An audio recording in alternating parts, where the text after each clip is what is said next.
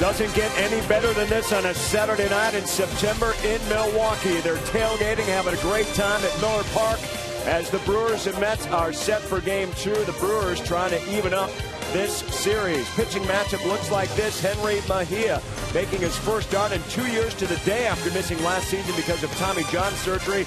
Against Sean Markham looking for his first win since coming off the DL. This is his 5th try.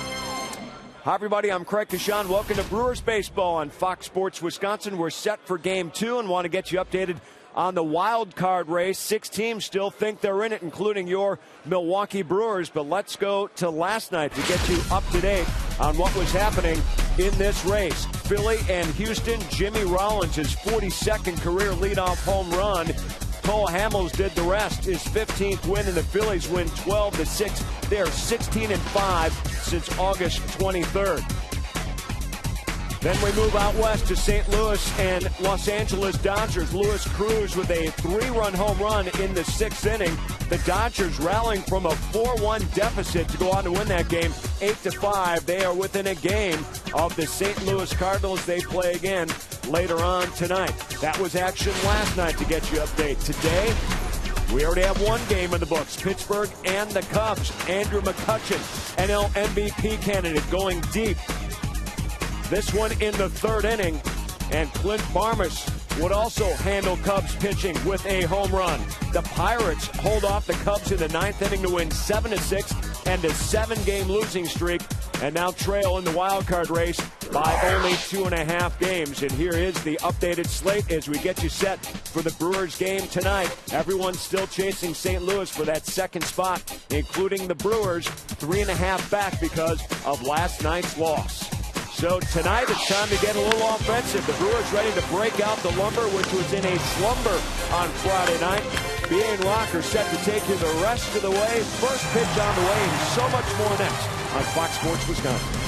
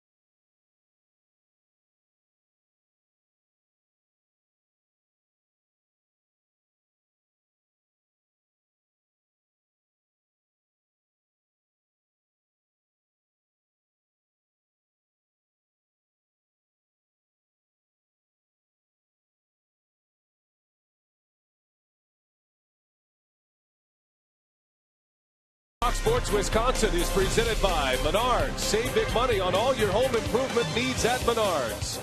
By Miller Lite, because when friends come together, it's not just a good time, it's Miller time. By Toyota, when you choose Toyota, you get a lot for less. Toyota. And by AT&T, the nation's largest 4G network. AT&T, rethink possible. A full day of college football. Now we're ready for some baseball. And how about some pennant race baseball as well? Ryan Braun getting ready for tonight's game. The Brewers have won 17 of 20 here at home, 17 of their last 20. After a loss last night, they're trying to get things back together against the New York Mets. And hi, everybody. We welcome you from Miller Park alongside Bill Schroeder. I'm Brian Anderson. Great to have you with us tonight. It's a beautiful night for a baseball game. And now we'll see if the Brewers can start to fight their way back. This ball club has been swinging the bats exceptionally well. Didn't so much last night. They'll face Henry Mejia tonight. The offense is the reason that they're back in this position, though. Yeah, for the last 3.5 weeks, they've been one of the best teams in baseball. And a lot of things have to be going right, and they have. Starting pitching, bullpen, defense, but the offense has been second to none throughout this stretch. If they're not leading the league in one category, they're second behind the Nationals. So when you talk about offense, it's not just a couple of guys. It's not just Braun, Ramirez. Corey Hart's been out. Guys have been picking up the slack. Oki Weeks has been swinging the bat. The young kids coming in, making starts. They've been chipping in and doing their part. So to have a stretch like the Brewers have been on offensively, everybody 1 through 8 in the lineup has to contribute, and that's what's been happening. Well, the Brewers will give the ball tonight to Sean Markham. He'll match up against Henry Mejia. The Brewers and the Mets. Milwaukee needs a win. They're 3.5 back in the wild card race. Got a lot of teams in front of them as well. Game 2 of 3 coming up next from Miller Park.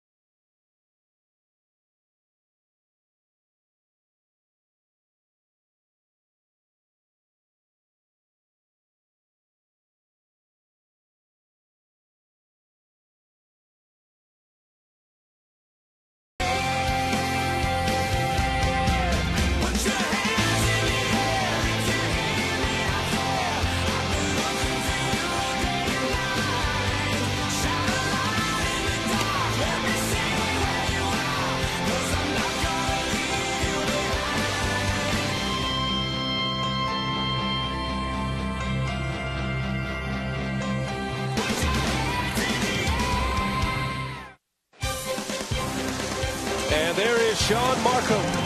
He leads the Brewers out on the field here at Miller Park. Saturday night baseball here in Milwaukee, Wisconsin. The Brewers, since August 20th, the best winning percentage in all of the National League, tied with the Oakland A's for the best winning percentage in all of baseball. And the Brewers hope to get back to winning ways tonight. Game 2 of this series against the New York Mets. Terry Collins manages the Mets, his second season in New York. Been a rough second half for Terry Collins. The Mets were down 4.5 at the All-Star break. They were right in the pennant race, but they've struggled in half number 2. And here's Terry Collins' Piggly Wiggly batting order tonight. He's got Ruben Tejada leading off, Daniel Murphy, then David Wright, Ike Davis, Lucas Duda, and Jordani Valdespin in the middle. Bottom of the order, Kelly Shoppach, his first start, Andres Torres, and Henry Mejia, hard-throwing right-hander on the mound. Sean Markham on the mound tonight, Rock. He makes his 18th start of the season. He's going after his 6th win of the season. Yeah, hasn't won since June 8th against the Padres right here at Miller Park. He's 0-1 in 4 starts since returning from the DL, and that was on August 25th. Looking for a win here tonight. So Markham is ready to go. Ruben Tejada leads off for New York. Now the Brewers find themselves 3.5 back in the wild card race. Starting play, 3 back in the loss column to the Cardinals as Markham misses inside, and away we go from Miller Park. You don't expect to win every game down the stretch, but the Brewers know they have to keep pace. They're going to have to win most of them.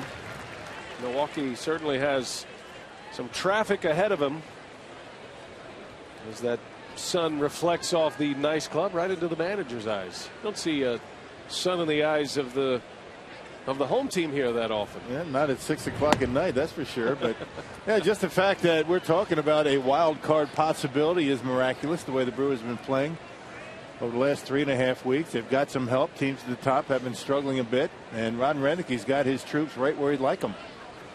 Now the Brewers are going to have to climb 4 teams now to achieve that second wild card spot. As Tejada sends Aoki to right, and he's there for the first out. That's how Sean Markham's night begins tonight. Here are the Brewers defensively behind Markham. Ryan Braun, Nyjer Morgan, Nori Aoki in the outfield. On the corners, it's Aramis Ramirez and Taylor Green. Segura and Weeks up the middle with Lucroy doing the catching. And the Brewers defense brought to you by Menards. Home plate umpire tonight is the crew chief, Jerry Lane. Dan Bellino, Mike Easterbrook, and Larry Vanover on the bases. A spectacular night for baseball. It's just as good as it gets in the upper Midwest. A lot of tailgating going on before the game. A nice crowd filing in here. We've been saying that for a while. Last couple of games in St. Louis were nice. Been very nice here in Milwaukee. 70 gorgeous degrees here at Miller Park. And you see those temperatures going to be dropping down into the upper 50s tonight. That touch of fall is in the air. Big day of college football today. As Daniel Murphy sends one to left field, a base hit. And a man on for David Wright. Now the game we left to join the action here at Miller Park. Texas A&M and SMU, an old Southwest Conference rivalry. A&M a big 48-3, and that's how it ends here today in Dallas. So the Aggies win it. In case you were hanging on to those last few possessions, that's how it wound up. Didn't seem like you needed to right there, huh? Texas A&M now in the SEC. That seems hard to get your arms around.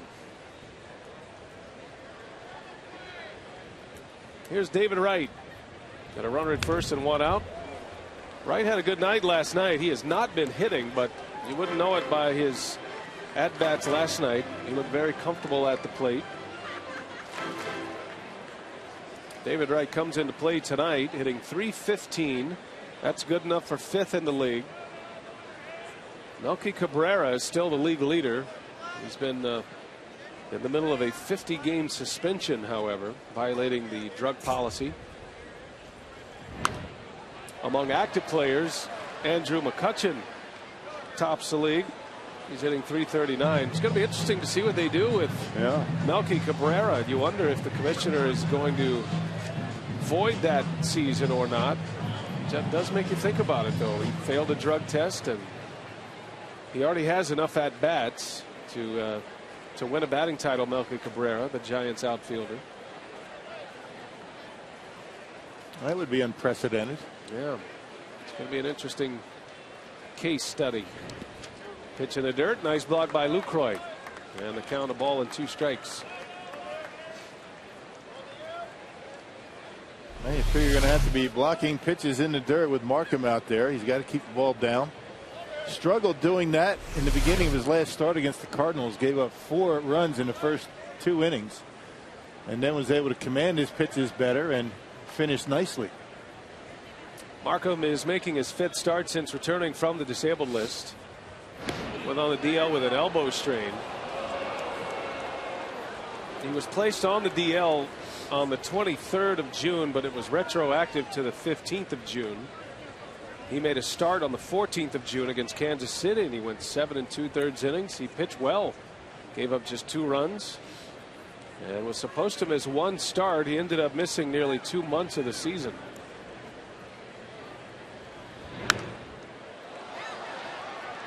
Well, he's had a tough time in coming back. Just hasn't really been the same guy.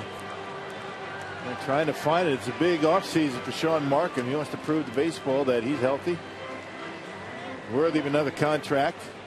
So he wants to finish strong. Now, Markham had a rough September last year and a rough postseason. He vowed to keep himself strong the entire season this year. He got on a very disciplined off-season program. He actually pinned up the box score from his postseason start, which was not very good. He pinned that up in his weight room for extra motivation. He came into camp in great shape and was cruising right along this year until the tightness in the elbows started to flare up. 2+ months later, he was back on the mound as Wright takes a ball just a little bit low and in, and it's 2-2 on David Wright. So Markham went from June 14th to June 25th between major league starts. He did make 3 minor league starts, 3 rehab starts. But he has not been Markham-like since coming back. And it's been interesting watching him too, because it's really hasn't been an issue for him to get ahead in the count. He's usually able to do that, 1-2, 0-2, but it's the put away pitches that have been tough for him. He ends up getting 1-2 and then ends up in a full count. Trying to make that perfect pitch, which he hasn't been able to find. There's a swing and a miss. David Wright strikes out, and Markham with his first K for out number 2. Now, and there is the perfect pitch on a 2-2 count. Fastball down and away, right on the outside corner at the knees. Now, when Markham is on his A game, he has pinpoint command with everything he throws, and sometimes you feel like Jonathan Lucroy has to take off his glove to get to all of the signals for Sean Markham. It takes 2 hands to go through all of his pitches. And hoping tonight that Markham can get back in his 5th start since returning from the DL. Markham's a very good athlete. He holds runners well. He fields his position, can swing the bat. He does a lot of little things to help himself on the mound aside from pitching. He was a college shortstop at Missouri State. Now, guys that rely on ground balls and really don't get a lot of strikeouts ordinarily, they need to hold runners close. Ground balls in the outfield to hold a guy close. He's not going to be able to get to third, maybe get a double play. It's those big power pitchers that rely on the strikeout that ordinarily don't worry too much about base runners. Ike Davis, he's been the Mets' best home run hitter this year. 26 homers this season, 79 driven in. He has a powerful swing, Ike Davis. A flick of the wrist and he can hit one out of here. He hit one of the longest home runs that I've seen at the Mets' new ballpark, Citi Field. You remember the old apple that they had at Shea Stadium? Well, that is still in place in New York, and now it's on a little elevator. It comes up and down with home runs, but he hit one over that apple. About a 470-foot home run. Yeah, that's a big ballpark. So when you look at 26 home runs for a guy like Ike Davis, that's impressive. Big power alleys. The ball doesn't carry all that well. They did move the fences in at Citi Field, but it hasn't made that big of a difference. It's made a little bit of a difference, but where Davis hits them, usually they go out anywhere. There's a big swing, had him out in front. 2-2 on Ike Davis. See, that's what we're talking about. Only 7 home runs at home. Wonder how many warning track shots he's hit there. Well, these hitters will tell you it doesn't matter whether they're home or on the road, but I don't buy it. Jason Bay, I mean, he's not been the same since he signed the big contract with the Mets. David Wright admitted that it frustrated him the first year of Citi Field, that some deep fly balls that would be out in most parks ended up as outs. And not that Shea Stadium, the old ballpark, was easy to hit him out too, but this new ballpark even tougher. Full count, 2 outs. Murphy will take off, and Davis takes ball 4. And the Mets threaten early once again, just like they did last night. Well, Markham got ahead in the count and ended up with a full count and got the walk. Kind of the situation that he had in his start against St. Louis.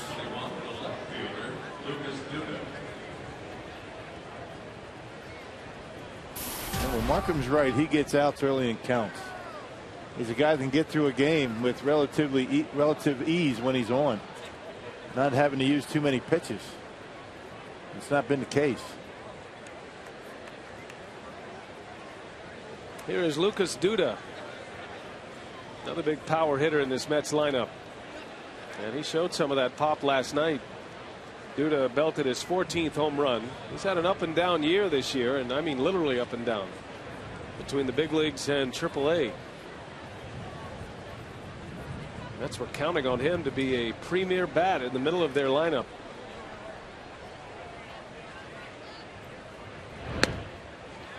There's a strike. 1-1 to count.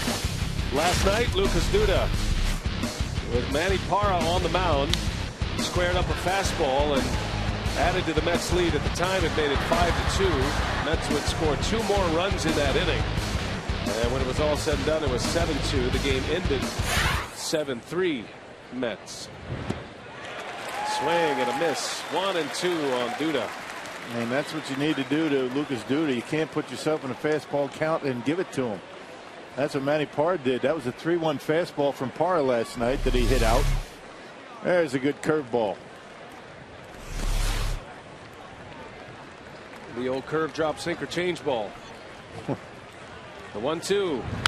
And that one's into right field. Aoki playing deep, can't get there. And this is going to bring in a run.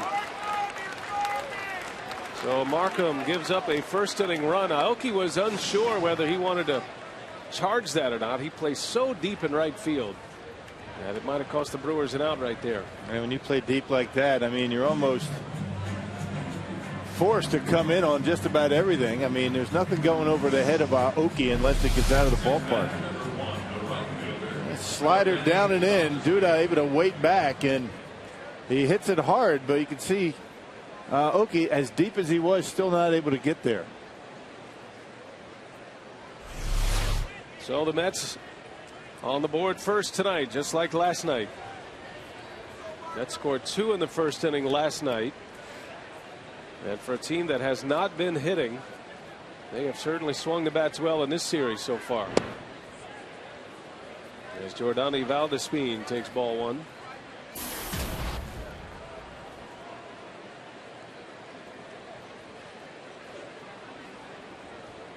Valdespin, an infielder by trade. He's been playing mostly in the outfield recently. Gets the call again in right field tonight.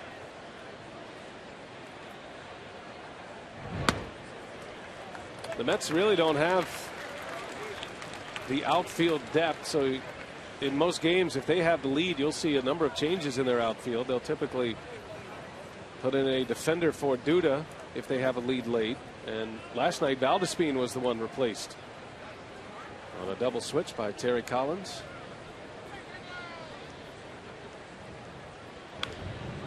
Little pop up. Segura's back, and he's got it. Inning over. Markham surrenders a run on 2 hits and a walk. Brewers coming up.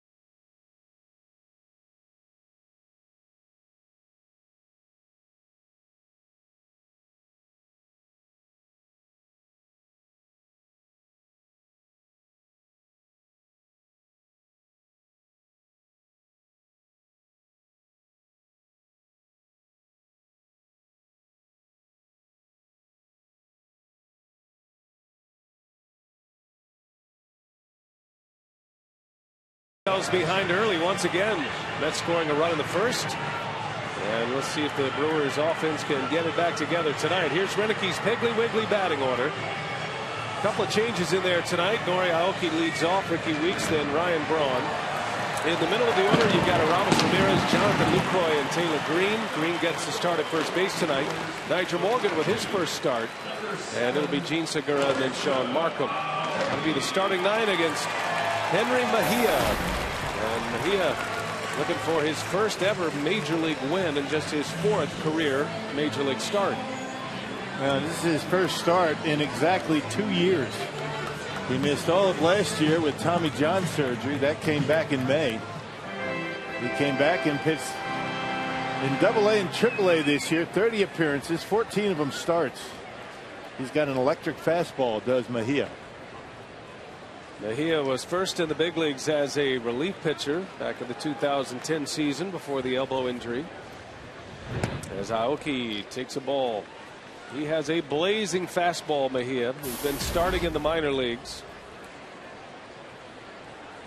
Terry Collins was saying his breaking stuff is just okay, but his fastball is a plus pitch, and he can sometimes exist only with a good fastball because it has so much run to it. And not sure he's going to be able to get away with that in the big leagues, but he may be better suited as a relief pitcher. We'll see. Got a lot of movement, sometimes too much movement. Couldn't have a greater contrast between starting pitchers tonight and Sean Markham and Henry Mejia. 2 balls and a strike on Aoki. And that one misses low. 3-1 the count. Nori checks in with a .286 batting average. Has 8 home runs. He's driven in 41.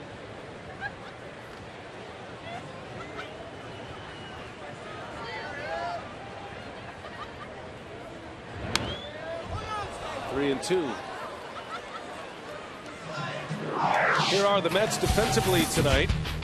Duda, Torres, and Valdespin. Same outfield that we saw last night. Same infield as well with Wright, Tejada, Murphy, and Davis. The only change is behind the plate. Kelly Shoppett catching Mejia tonight. Veteran catcher. Bouncing ball to short. Tejada makes the play for out number 1. And if Mejia's right, you'll see a lot of ground balls just like that. And that ball has a big tail at the end, and sometimes when he gets on top of it, it tails down and away to a lefty. Down and into a right-handed batter. Brewers have to try and have it get up in the strike zone, but not too much. I mean, it's kind of a tough situation with the Brewers hitters because he throws 95, 96. You don't want to swing it that up above the belt.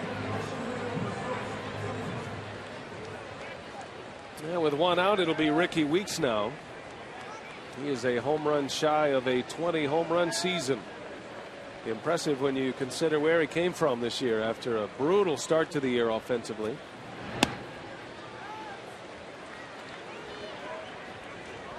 Weeks hit a home run off Tim Hudson earlier on this homestand. Got the Brewers jump started, part of a 3-game sweep of the Atlanta Braves. Brewers have won 3 out of 4 on this homestand.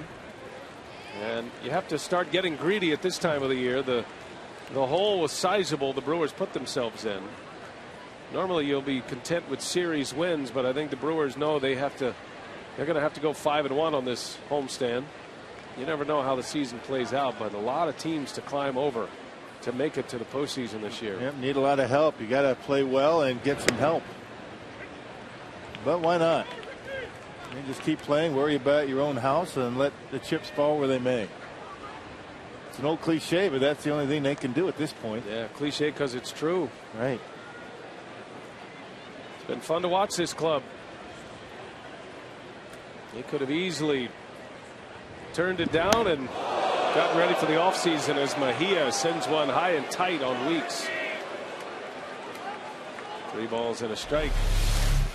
Yikes. Yeah, a little bit too close for comfort when you're throwing up there at that velocity. That could do some damage. And Ricky able to get out of the way. So he's got a hitter's count.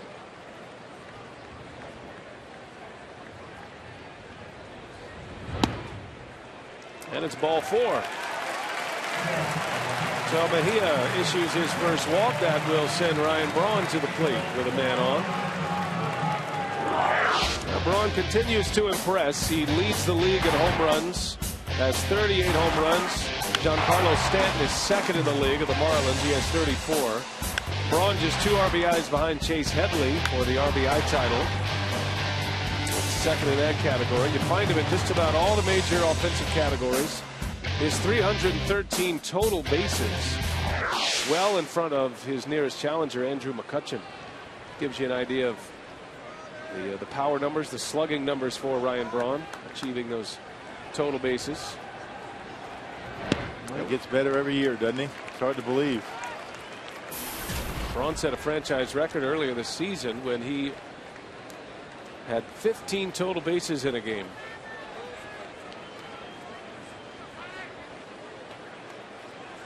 Total bases, you get 4 for a home run, 3 for a triple, 2 for a double, 1 for a single. Braun into left center. That is going to get down all the way to the wall. The Speedy Weeks around third. He will try to score. He will score as Ryan Braun drives in a run to tie it. Number 101 for the reigning MVP. Well, Mejia tried a rare breaking pitch to Braun that time, and Ryan Braun made him pay for it. A breaking pitch up, out over the plate, and Ryan able to hook it into the gap in left center. Hung right in there. It's a hard thing to do when you have a guy out there throwing that hard and almost hitting Ricky Weeks in the head. He stayed right in there and covered that outside corner. That gives Braun 30 doubles to go along with his 38 home runs. Weeks scores all the way from first, and we're tied at 1 just like that. And now it's Aramis Ramirez with Braun at second base. Bouncing ball, backhanded by Tejada, long throw, and not in time. Aramis Ramirez legs one out, sniffing a base hit all the way down the line. Ramirez thinking, when is first base going to get there? Sometimes when you're trying to beat out a ground ball like that, it seems like first base keeps getting further down the right field line, but he did beat it. Picking on the first pitch. Good play by Tejada. Good throw. And Ramirez able to beat it by a step. You ever watch Alfred Hitchcock movies? I do. I love them. You know that hallway that would just expand in those Hitchcock movies? That's what it must have felt like for Ramirez. Seems like first base is never going to get there. But he did. Leg it out. An infield hit. And now first and second for Jonathan Lucroy.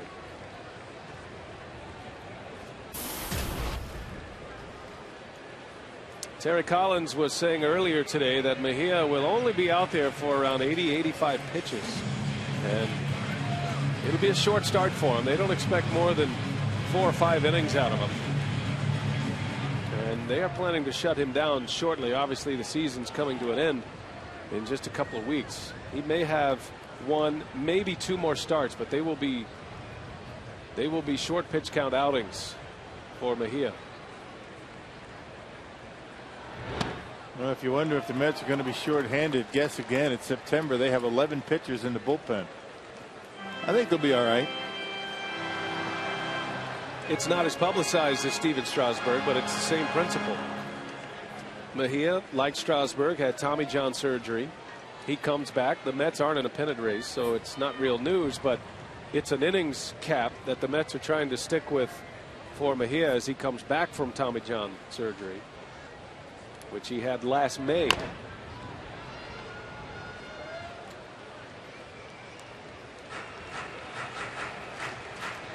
And not a big guy, but he throws pretty good. They have him listed as at 6 feet, 204 pounds. I kind of question his 6 feet. I think he's sprouted up a little bit since he signed. Right. He's only 22. He signed as a 16-year-old out of the Dominican Republic.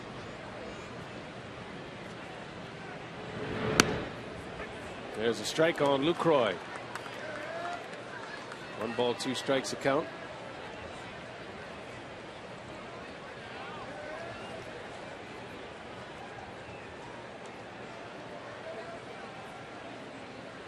A run is in on Mejia, a walk and back-to-back hits.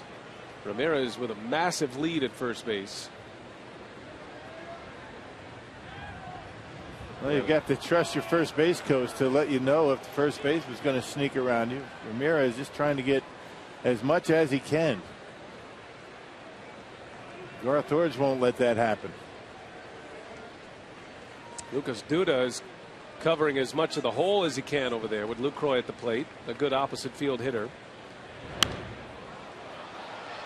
But that comes into play a lot on double play balls. If it's not a bang bang play, you know, if it's like a slow roller and you're trying to get it out at second, Ramirez with 3 or 4 or 5 extra steps has a chance to beat it.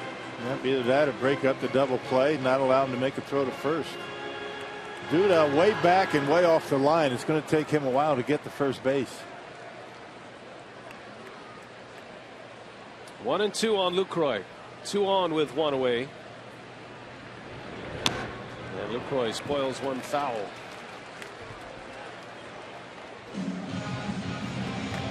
Taylor Green due to hit next. Getting his first start here in this series. Ishikawa's been getting most of the playing time.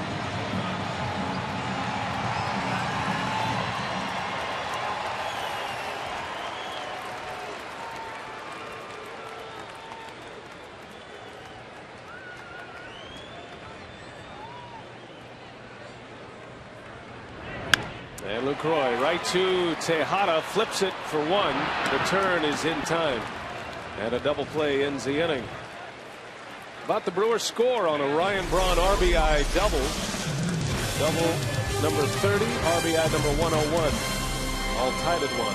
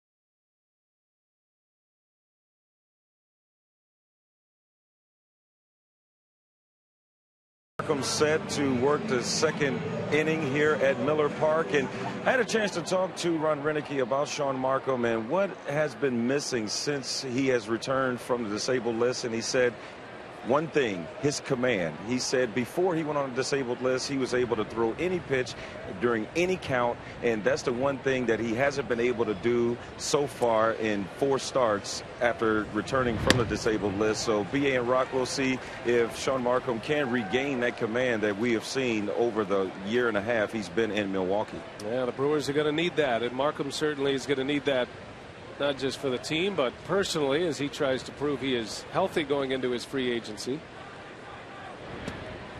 Kelly Shoppach starts it off for the Mets. Shoppach, Torres, and the pitcher Mejia. Mejia able to get out of the last inning with a double play ball. Brewers able to tie it, though. Braun drives in the run. Shoppach coming to the Mets from the Red Sox. And it's bounced around quite a bit in his big league career. Pretty good backup catcher. Yeah, pretty good defensive catcher. I mean, he handles himself well back there, has a pretty good arm. And not a guy that's going to hit for an average a whole lot, but he's got some pop in his bat. Make a mistake, knock one out of here. He's got 3 home runs in 47 at bats. Had a 21 homer season with the Indians a few years ago, back in 08. He takes a ball high. Chapek was originally signed by the Red Sox. He was a second rounder out of Baylor. And then went to Cleveland, was traded to Cleveland, and then they ended up back with the Red Sox this year after a couple of years with the Tampa Bay Rays. Bouncing ball. Segura knocks it down. Throws to first in time. What an arm that was. Good thing the catcher was running down to first. That's a heck of a play by Segura. He has surprised a lot of people with his ability to play shortstop at this level. To think that he wasn't a shortstop by trade until about a year ago, somewhat of a surprise. I mean, you got to have a big arm like that to be able to make a play, and he does. Ball squirts away from him. Anything but a catcher running down the line, and not going to be able to get him. He has impressive body control. This guy, when he's on the ground, he gets to his feet so fast. Scampered after that ball, made a great throw. What an arm, Segura. Can make up for a lot with a throwing arm like that. As Torres swings and misses, and quickly 0-2. And not often you're going to be able to do that and still get a base runner. Combination of a very good arm and very agile, getting back on his feet, collecting the baseball and getting it off to first base quickly. And the catcher running. It was all working in his favor. Right. Speaking of that Hitchcock hallway, right? Kelly Chapek never could get there. I can relate. And the harder you try, the slower you go. Man. 1-2 pitch. And that hits Torres. So Torres is drilled. Markham got him on a 1-2 offering. And a base stealer is aboard with one away. I'm not sure what it was, but not even close. Getting him right on the back. Right on the shoulder blade. Markham missing badly with that pitch.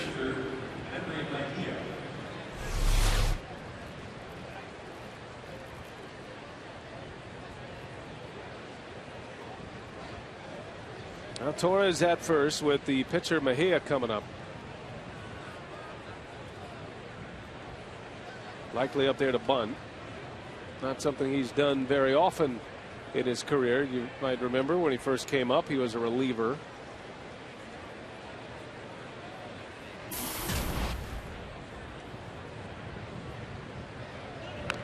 And he does get a bunt down. It's a good one. Markham makes the play to first for the second out. Sacrifice bunt for Mejia, advancing Torres. Well, all fans attending the Brewers Mets game tomorrow at 1:10 p.m. will get an Aramis Ramirez bobblehead courtesy of Wild Impact Marketing. For tickets, call 902-4000 or visit Brewers.com. Nothing else going on. Packers not playing. Going to be nice out. Come on out to the ballpark. Yeah, great tailgating weather. Great baseball weather tomorrow. The roof will be open. I would love to see a packed house tomorrow. Another great crowd tonight here in Milwaukee. Starting to sense a bit of this pennant race. Brewers need a win tonight for sure. They're trying to stay in it. 18 games remaining. Milwaukee comes in even 500, 72-72 in a 162 game schedule. The Pirates won today. Pittsburgh beat Chicago 7-6, so the Brewers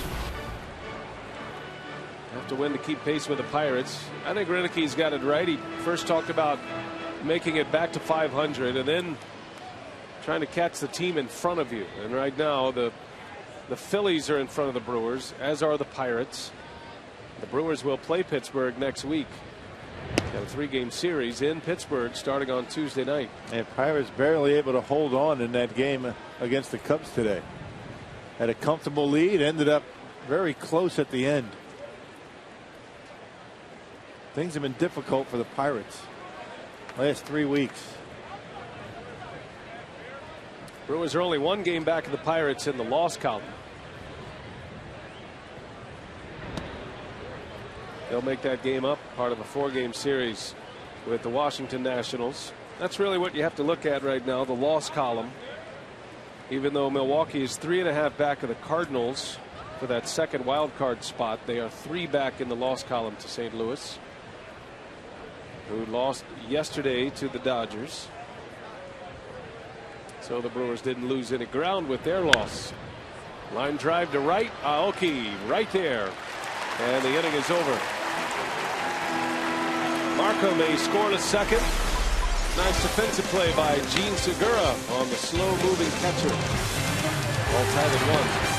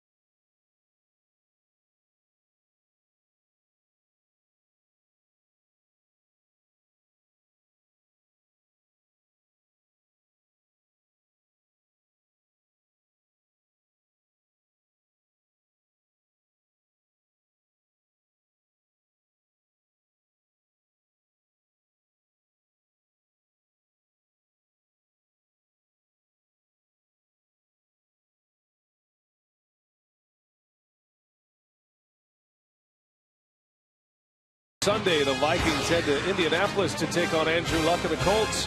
Coverage begins this week with the Built for Tough Fox NFL Sunday pregame show at 11 a.m. Central. Brewers will be back in action tomorrow afternoon against the Mets. Final game of the series. Final matchup against New York this year. All tied at 1 as we go to the bottom of the second. Brewers are coming up against Henry Mejia. Taylor Green will lead off. Green was in the big leagues the last time the Brewers saw the Mets back in mid-May when they went to New York. Was 1 for 3 in that series against the Mets. Green making his 21st start of the season in the big leagues. Mostly at first base. This is his 13th start at first base. Seen a little bit of him at third base. Had 1 game at second. And he was used as the DH in interleague play this year.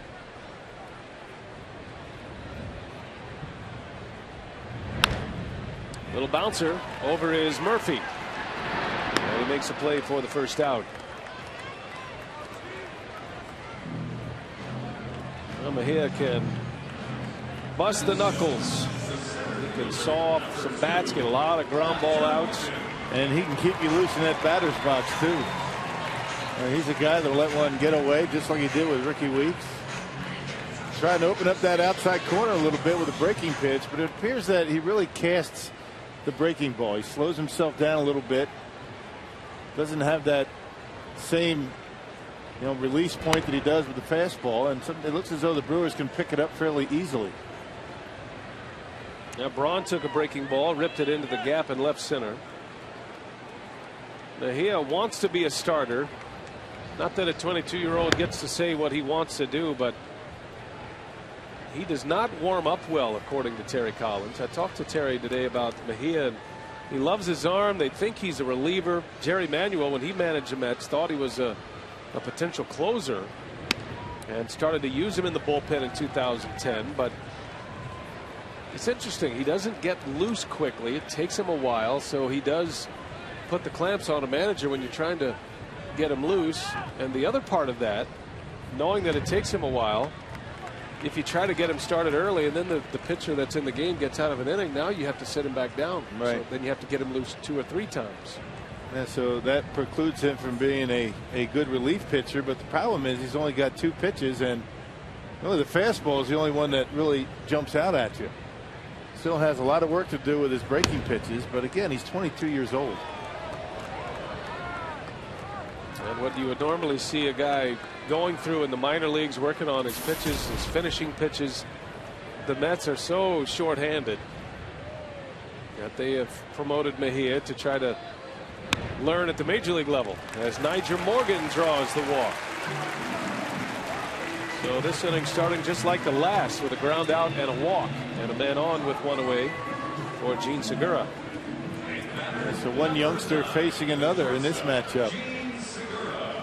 In 2010, Mejia made the opening day roster for the Mets at the age of 20. I mean, think about that, 20 years old.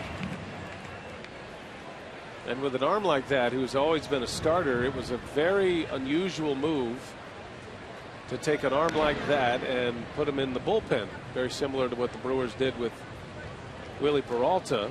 You know, they kept him in the minor leagues to start. The Mets took a chance on him as a reliever.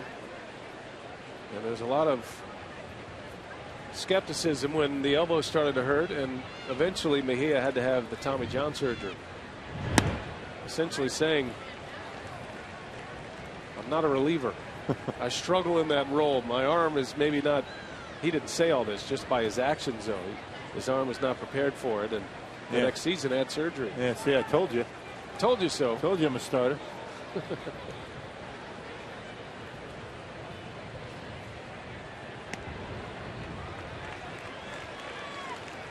Yeah, 2 22-year-old Dominican natives matching up against each other here, Segura and Mejia.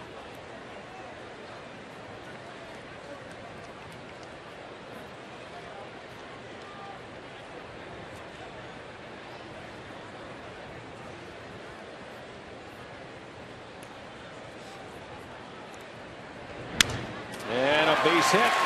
Segura right back up the middle.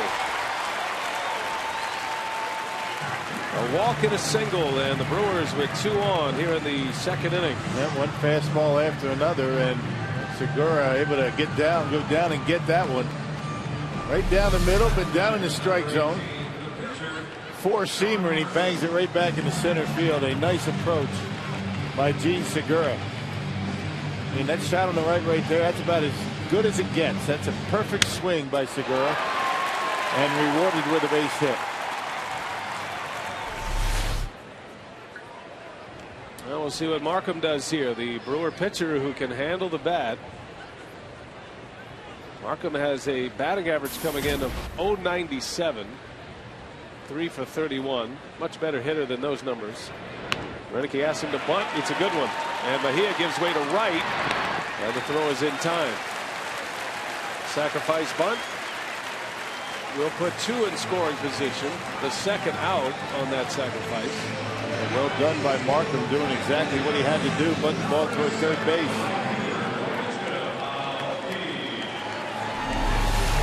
And he bunted toward third because look at Ike Davis, the first baseman. He's right on top of him. If he bunts it to the first baseman, they have a play at third base. There's Morgan at third base. He walked. Segura out at second now after the single. And Aoki a chance to give the Brewers the lead.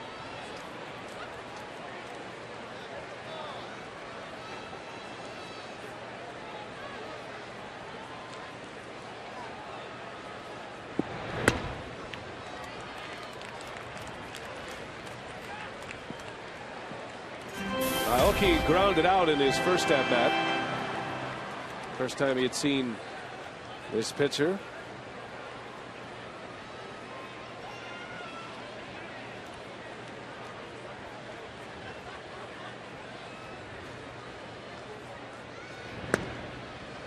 And there's a strike. 1-1 on Norichika Aoki. 1 for 6 in this series. Has 6 hits on the homestand, though. He's 6 for 18 at the plate on this homestand with 3 runs batted in.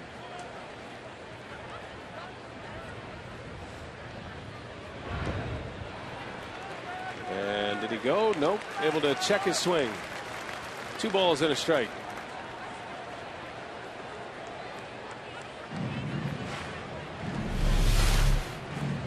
And breaking pitch from Mejia. Could have gone either way right there. That's a difference maker when you can change the count. Instead of 1-2, it's 2-1. A base hit to the outfield will score a pair. And Aoki takes ball 3. Mejia snatches that ball out of the air from Shopper. Pretty good bet when Mejia gets behind in a count, gets himself in a tough spot. He's going to go with his best pitch. He's going to go with a fastball. Right. It goes back to Rock's point about the breaking stuff just not being the plus variety at this point. So Aoki sits dead red here. The 3-1. And Mejia missed. Bases loaded. Second walk of the inning, 3rd walk of the game already for Mejia. And that's going to draw Dan Warthen, the Mets pitching coach, out of the dugout. A quick trip to the mound. And sometimes when you have such good movement like Mejia, I mean, movement on the fastball, I mean, radical movement, very often it's very difficult to command it in the strike zone. And sometimes, you know, the catcher can help you in that regard, in that if he's missing down and away a lot, maybe you shift your target a little bit, maybe set up right down the middle, have him aim for the glove, and then it'll end up more on the corner.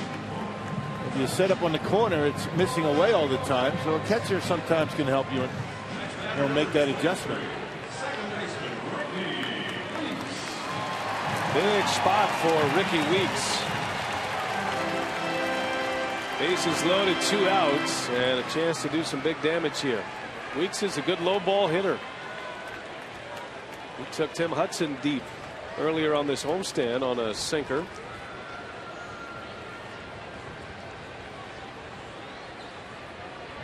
And Weeks beats one into the ground. Tejada will go to second, and the Brewers let an opportunity go by. They strand the bases loaded. Mejia is out of the second.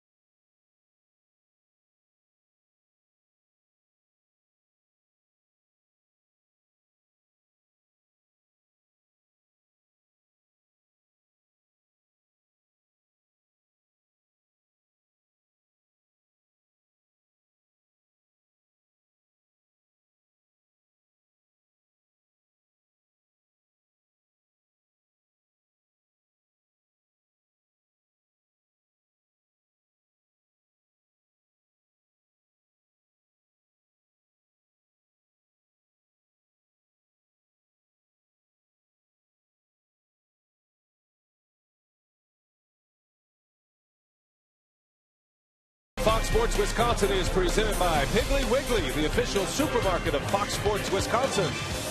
By Ho-Chunk Gaming Wisconsin, your ticket to more. And by Marshfield Clinic. Don't just live, shine. Beautiful Saturday night for baseball in Milwaukee, Wisconsin. In our Cartoon.com email the booth question, as the addition of the second wild card led to an even more interesting postseason chase. Kurt and Racine? I'm going to say so. Definitely. No doubt. I mean, how many teams right now and cities are involved in what they think right now is a pennant race or an opportunity to get to the postseason? It's pretty much of a foregone conclusion in the National League at this point. It'd be pretty boring.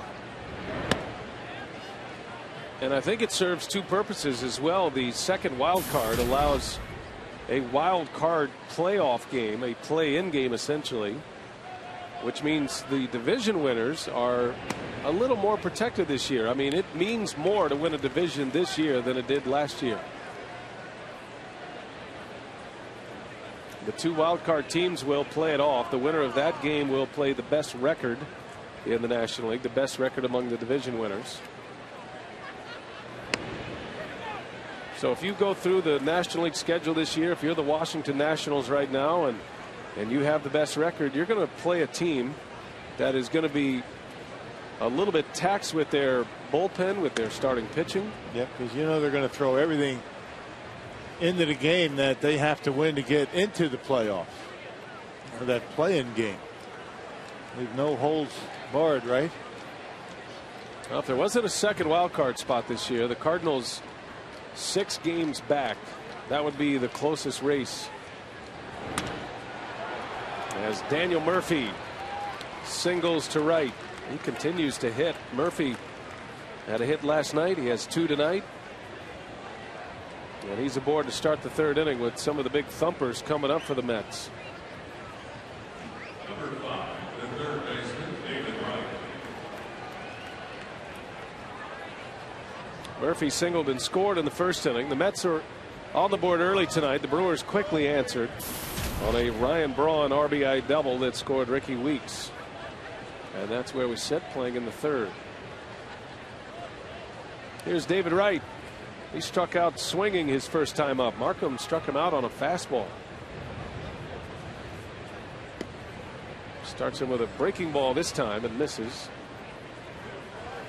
Yeah, about the best fastballs that he's thrown tonight was to David Wright on a 2-2 count, right on the outside corner. That's the kind of command that we came to know with Sean Markham all last year.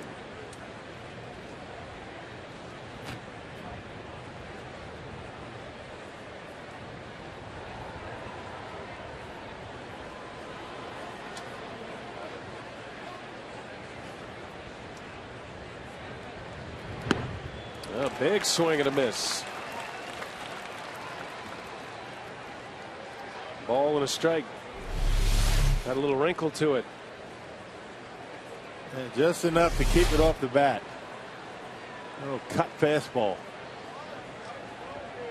David Wright has 17 home runs. He has struggled in the second half, though. He was making a run at a batting title in the first half of the season. Plays an exceptional third base. He's been a Gold Glove Award winner. But he is the focal point of this Mets offense. And when Wright went south, so did the Mets offensively. Just after the All-Star break.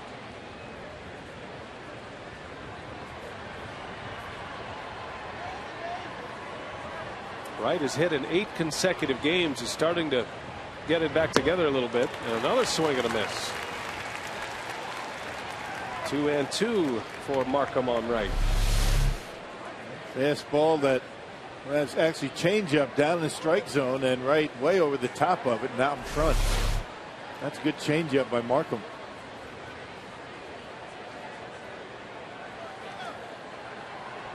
Well, a leadoff runner is aboard, a single by Murphy. 2-2 to David Wright. Had a couple of doubles yesterday. Now, these numbers you take in context with David Wright. He's put up good numbers. 315 hitters, 17 homers, 81 driven in.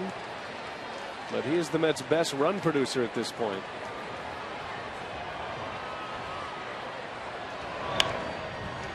Got jammed. Nyjer Morgan got a late break. He'll make the catch. Got to play it first. The throw in time. A double play as Murphy got caught in no man's land. Well, Murphy felt as though he had to go halfway. Wasn't sure that if that ball was going to be caught or not. And Nyjer Morgan making a very good throw on the move. He was going full speed, and Murphy just too far from first base. I mean, that's not even halfway. That was 3/4, and there's no way he's going to get back. That's how far, look how close to second base he is, and he got it really a little better than that. Not a very good base running play. A terrific, accurate throw from Nyjer Morgan. I think Murphy saw the panic in Morgan's motion to that ball and figured he was maybe going to get third base. Ends up as a double play, and 2 outs with 1 swing of the bat here as Ike Davis steps in. Now, those are the kind of mistakes that are just maddening for a manager. And you know Terry Collins, who is a stickler for the fundamentals, has to be burning up about that one. Yeah, Brewers have done a good job on his homestand of getting outs on the bases. A bunch of them in the Atlanta series. There was a game against the Braves where the Brewers eliminated Braves base runners on 4 different occasions in the same game. Yeah. Had a caught stealing, a pickoff, 2 throws from the outfield. That shortens the game, and when you do that by a full inning, more than an inning, makes it tough to score runs. 1-2 the count on Davis, and that one's just outside. 2-2 on the big slugger Ike Davis.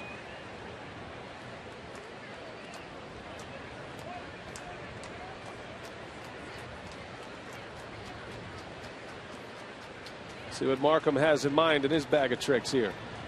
The 2-2, and Davis hits that one hard into left center. That is going to get off the wall. Wow, smoked that one off the fence, and Davis is into second base with a double. Yeah, so Daniel Murphy cost his team a run. That certainly would have scored a run. It would have been pretty close. If nothing else, it would have been second and third, and 1 out. Like Davis put a charge into that baseball, and that ball carried pretty well. Another off-speed pitch by Markham. He knew right away. He left that one up in the zone, and Davis doing a nice job taking it to left center.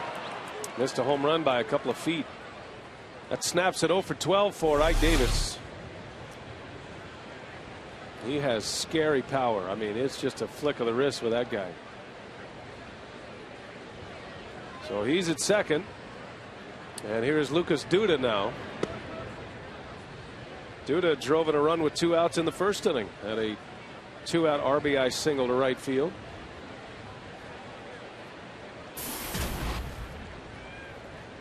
And if you thought Nori Aoki was going to play a little more shallow next time around with Duda, you'd be wrong.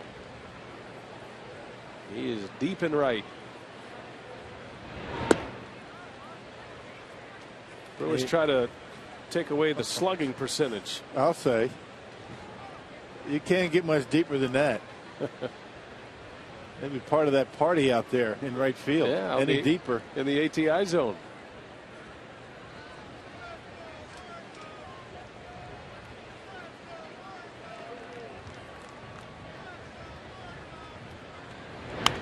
Hit a hard foul. Hey, nice play over there. That's a way to pick it. Sweet little backhanded stab. All in a day's work. Yeah, nothing special. Nothing to it.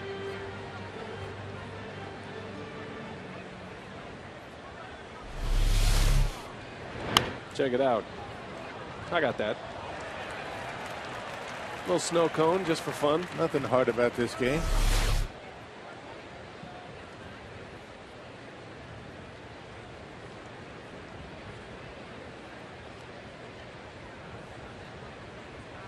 That reminds me that fantasy camp signups are ongoing right now. That's right. For men and women.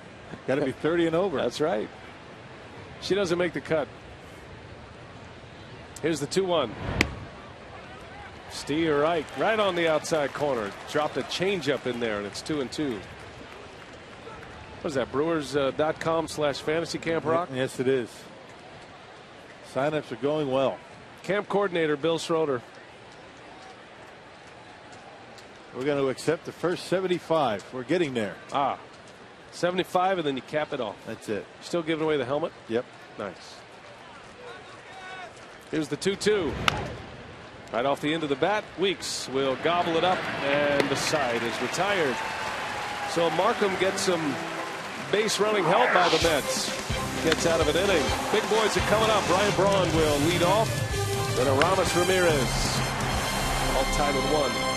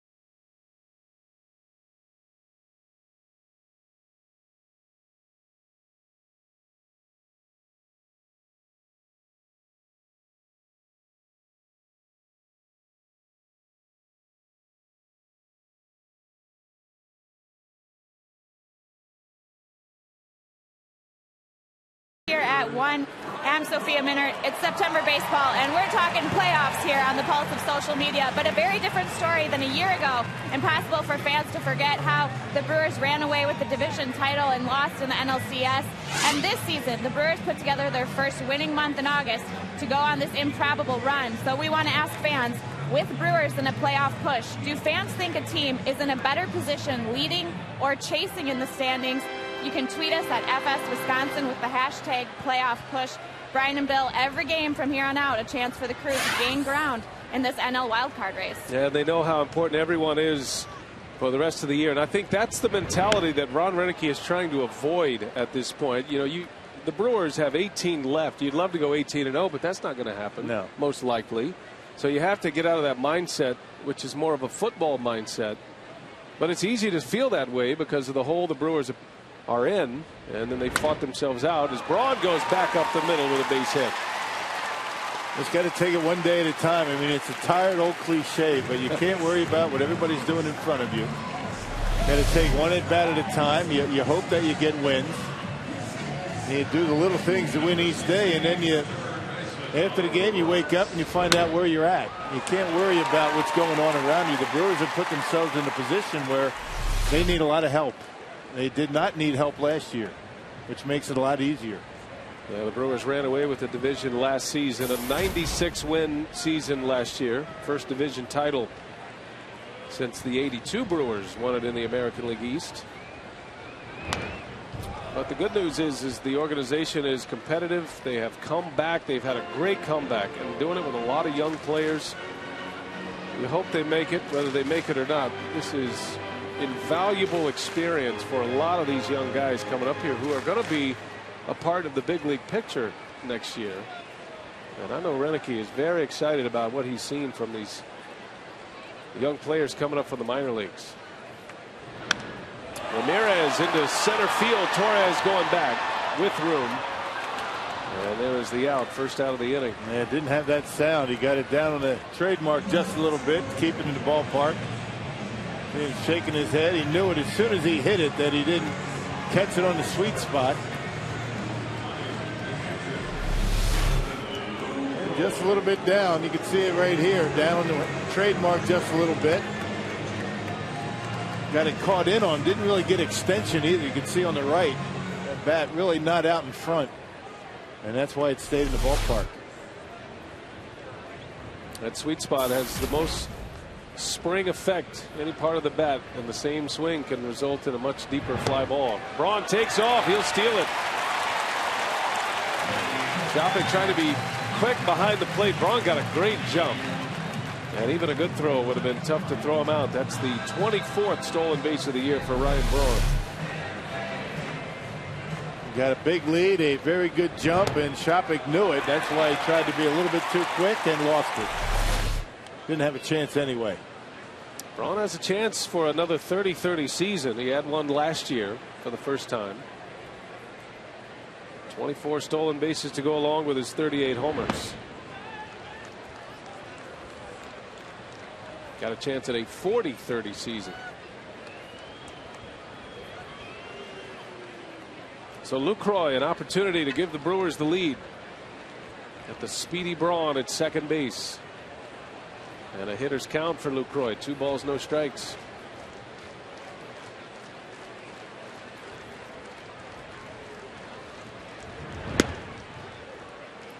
Mejia zips one in for a strike.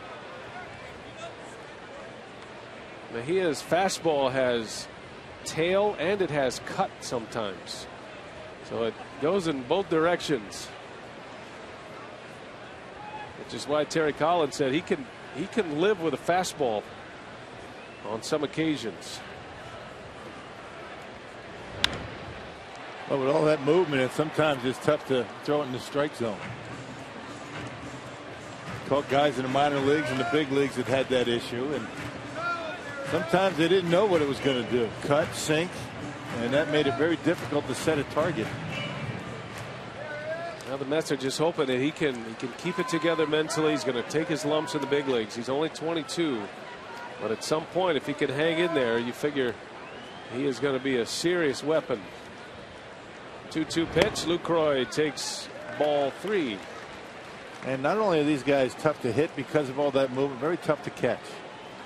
And when you have a tough time really catching it in that perfect spot in the glove, a lot of times it's very difficult to throw out base runners because you're so worried about catching the baseball. You slow yourself down a little bit, and what happens is just what happened to Shopping. You drop the baseball. Lucroy gets sawed off. Murphy is back, and he's got it for the out. Well, you can get all your high school football action with Fox Sports Prep Zone. Each week, get live games on Fox Sports Wisconsin Plus and online at foxsportswisconsin.com. This Friday at 7 p.m., tune into Fox Sports Wisconsin Plus. Milton takes on Edgewood. And for upcoming schedules and Plus channel information, visit foxsportswisconsin.com. 2 gone now. Braun still at second. And here's Taylor Green.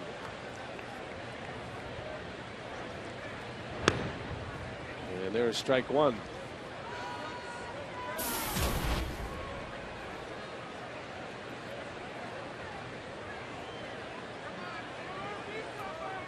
Green bounced out in the second inning. Rolled out to Murphy at second base. Strike 2. A spinner in there for a strike. Able to throw that for a strike.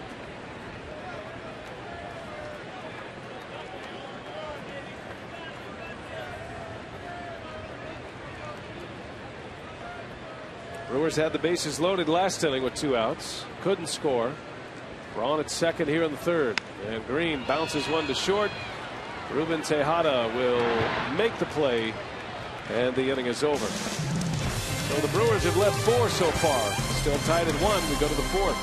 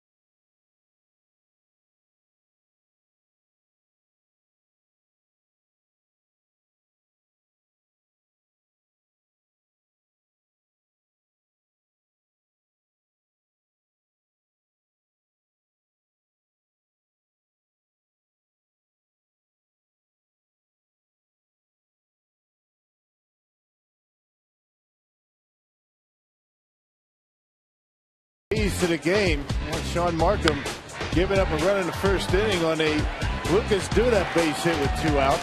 That made the score 1-0, but the Brewers able to bounce right back in the top of the bottom of the first base. A Ryan Braun double scoring Ricky Weeks, who walked with 1 out. And we are tied at 1 as we head to the 4th. So Markham back out there. Total board is identical right now. 1-4-0. 1 run, 4 hits, no runs for both clubs. Brewers have left 5 on. Correction. They left the bases loaded in the second. They had a leadoff hit from Braun last inning. Could not get him around. Valdespin squares and goes. And it's 0-2, says Jerry Lane.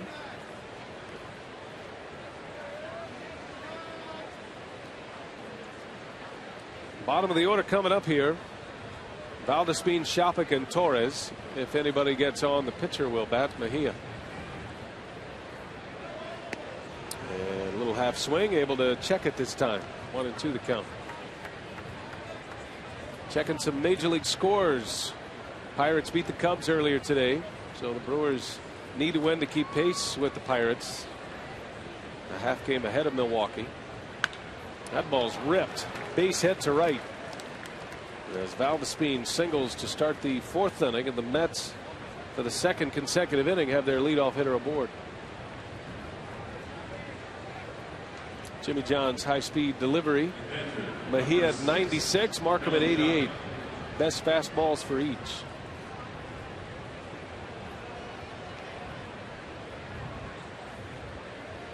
Yeah, Markham making a mistake on a 1-2 pitch.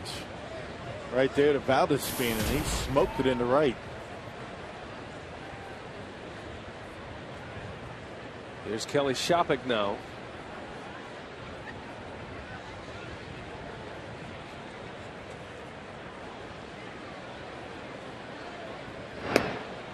Elsewhere in the National League, the Phillies also ahead of the Brewers by half a game.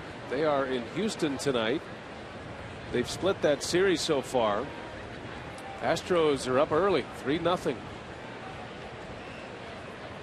That game's going to the 4th inning. Astros lead 3-0. Phillies at bat in the 4th.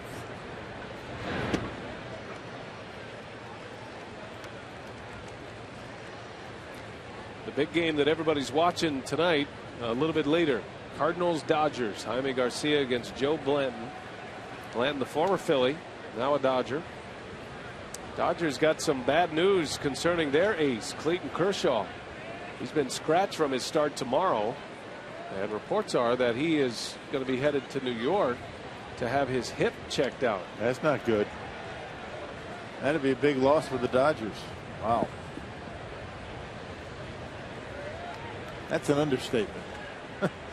That's their #1 guy. Yeah, the reigning Cy Young Award winner, Clayton Kershaw. As much offense as the Dodgers have acquired via trade, they're still not hitting all that much, and their pitching has been suspect, especially if you take Kershaw out of the mix.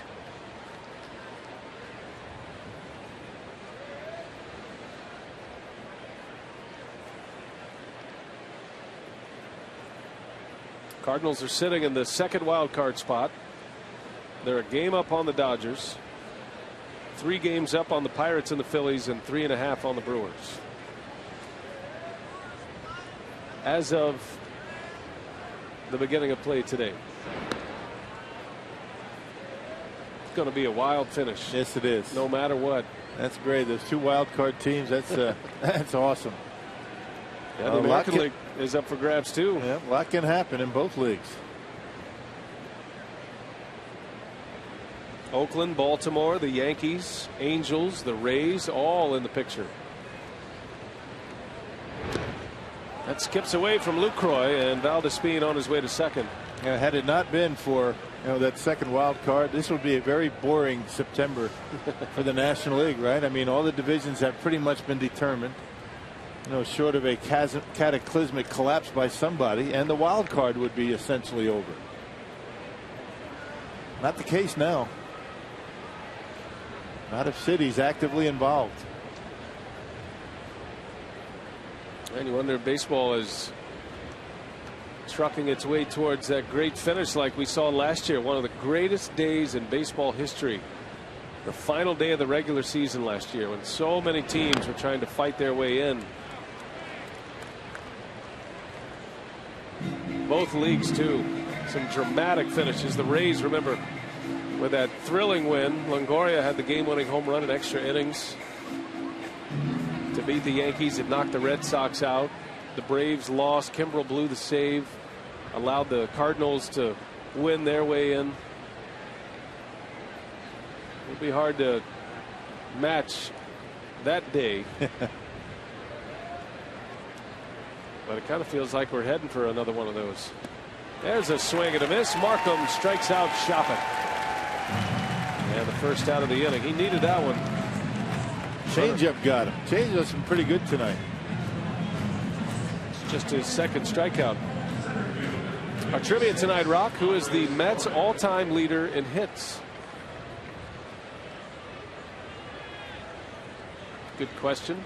Think about some of the great Mets sluggers of all time. They've had some great players in their history.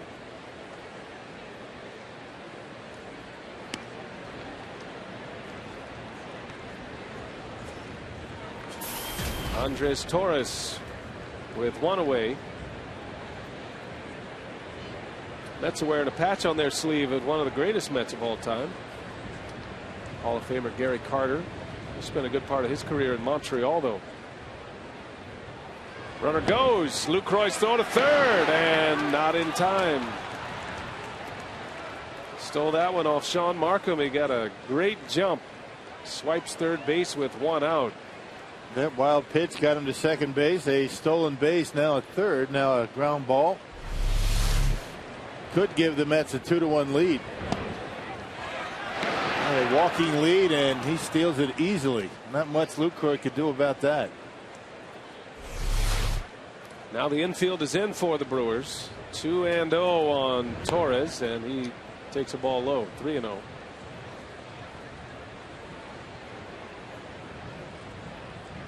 That's threatening to take the lead here. Got the pitcher coming up next, though. This is a big hitter for Sean Markham as we play in the fourth.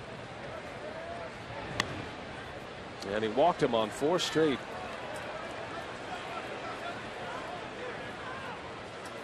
So now Mejia will bat. And that puts the Mets in a pretty good spot with a pitcher who can bunt. He's already dropped down a sacrifice in this game, and you figure he's up there to bunt again. This can be a tough spot to defend if the hitter gets a good bunt down. You see the Brewers do it all the time with runners at first and third and one out. It's indefensible with a good bunt. Yeah. Especially when you have good speed at third base, which the Mets do. Valdespin.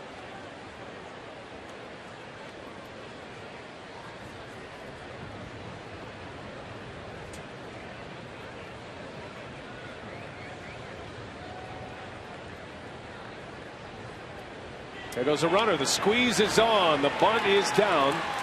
And Markham will take the out. Perfectly executed. The suicide squeeze for the Mets. And they take a 2-1 lead. Well, the young 22-year-old starting pitcher able to drop down the suicide squeeze and does it beautifully. Valdespin creeping down the line. Markham turns the throw. He takes off, and Mets take a 2-1 lead. That's a nice play when it works. And a good job by Mejia. Deading the ball in front of home plate. Can't do any better than that. Good execution by the Mets. And the wild pitch hurts the Brewers this time. The wild pitch on the stolen base.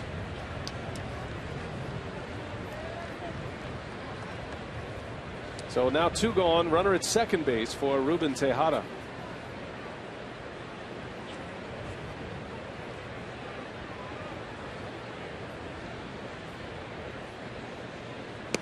And a swing and a miss. Markham's normally very good holding runners on. But he let Valdespin get a walking lead at second. And that stolen base cost him a run here.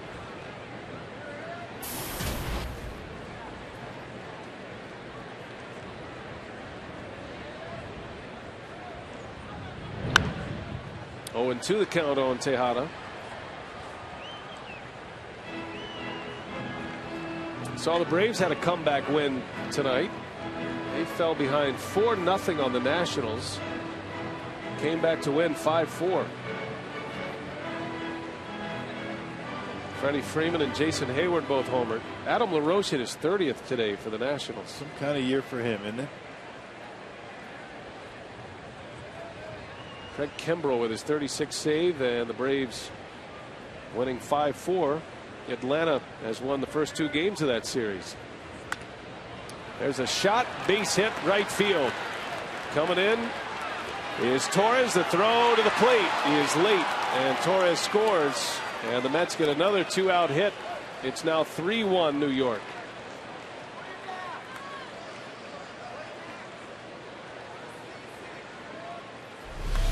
On an 0-2 pitch. You're talking about Markham having a tough time putting hitters away. That fastball up out over the plate. And now 3-1.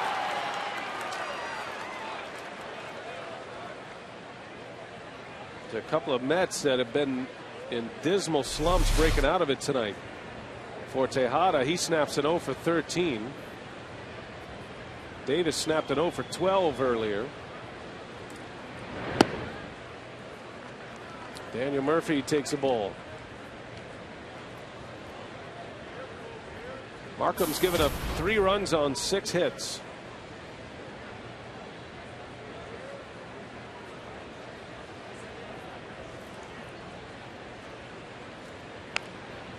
That little cue shot. That's a fair ball. This is going to bring another run home. Murphy on his way to second. He has a 3-hit game. And it's now 4-1 Mets. Mets are hitting him like Markham's throwing them. I mean, nothing really hit like a bullet. But Murphy now with 3 hits. A cue shot right off the end of the bat.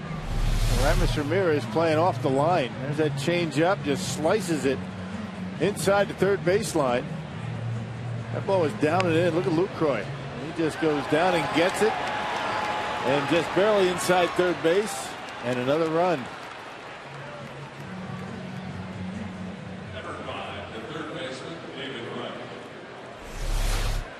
Back-to-back 2-out hits producing runs for the Mets. They had a 2-out RBI single in the first inning as well.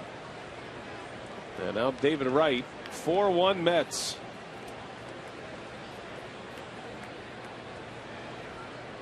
Wright with 2 away. He's 0 for 2. And he takes ball 1.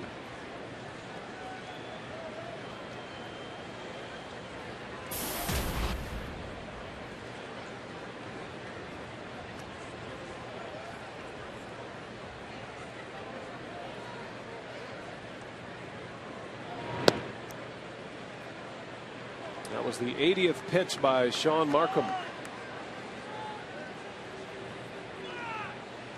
Now, when Markham was right and going along at his best, he would breeze through innings. He'd have low pitch innings, get a lot of early counts, a lot of chasing early.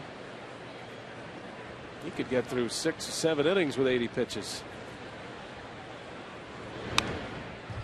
2-1.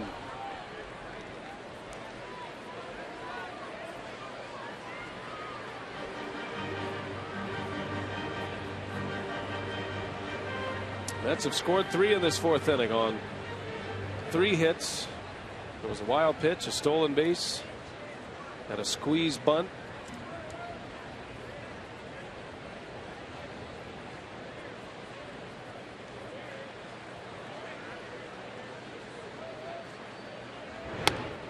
And it's 3-1 to Wright. And just doesn't have his location. I mean, that's really been the case since he's come off the DL. Long innings. Very slow pace to what he's doing out there, and that leads you to believe that he's a little bit unsure of himself out on the mound. Not sure what he wants to throw, where he wants to put it.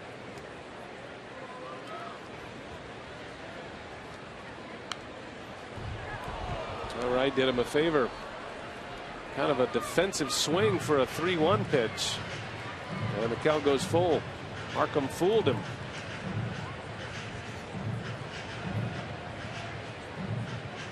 Brandon Kinsler getting loose in the Brewers bullpen. You figure Markham is probably a hitter away after this one. Kinsler just started throwing. Trying to end it right here. Dangerous hitter at the plate. Full count, 2 outs. And Wright fouls it away.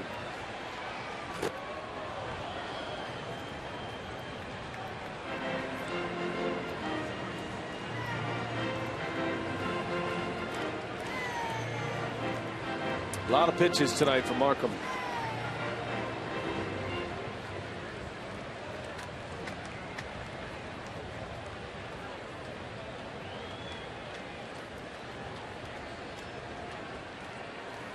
Another 3-2. And Wright fouls out away. He's taking a big rip with 2 strikes. Never left the changeup up and in. That's the only reason David Wright able to get a piece of it.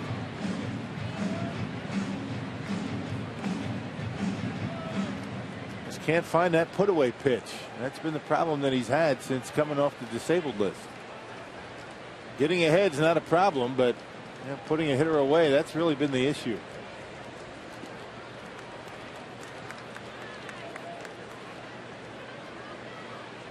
Markham struck out David Wright in the first inning, got him with a fastball, down and away fastball.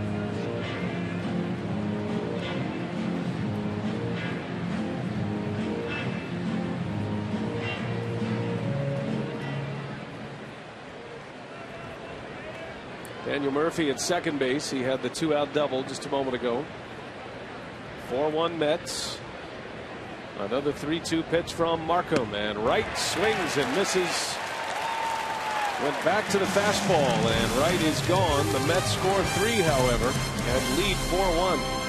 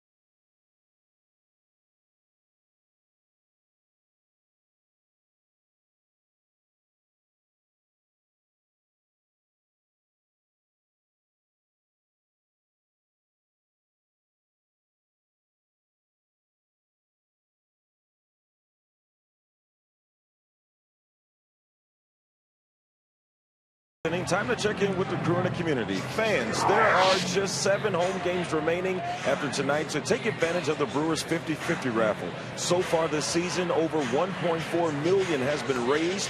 Half of that has gone to the Brewers Community Foundation, funding critical community projects in the area of health, education, recreation, and basic needs. The other half has gone right back to you, the fans. Don't miss out on your opportunity to win and help the Brewers Community Foundation all at the same time. Brian? All right, thanks, Telly. Been a great success once again this year. Nigel Morgan leads off. Mets scoring 3 runs in the top of the 4th. Markham struggling through that 4th inning, giving up 3 runs on 3 hits. Walked a batter. But he did strike out David Wright to keep the Mets at 4, and we'll see if the Brewers have some offense in them. They've been knocking at the door here tonight, Rock. They've stranded 5. 4 hits through the first 3 innings. They just haven't been able to get at that big hit. They're 1 for 5 with runners in scoring position.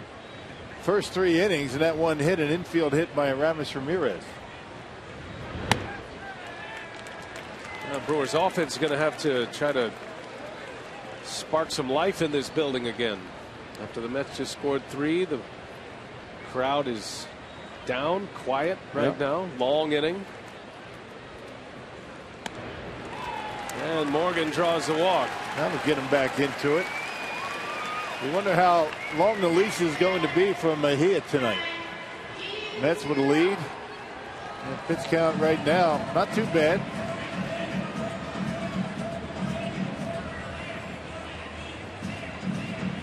Now Mejia on about an 80 to 85 pitch limit tonight, according to his manager, Terry Collins. He's at about 56 right now, and you can see more balls and strikes. So here is Segura, who singled his last time up.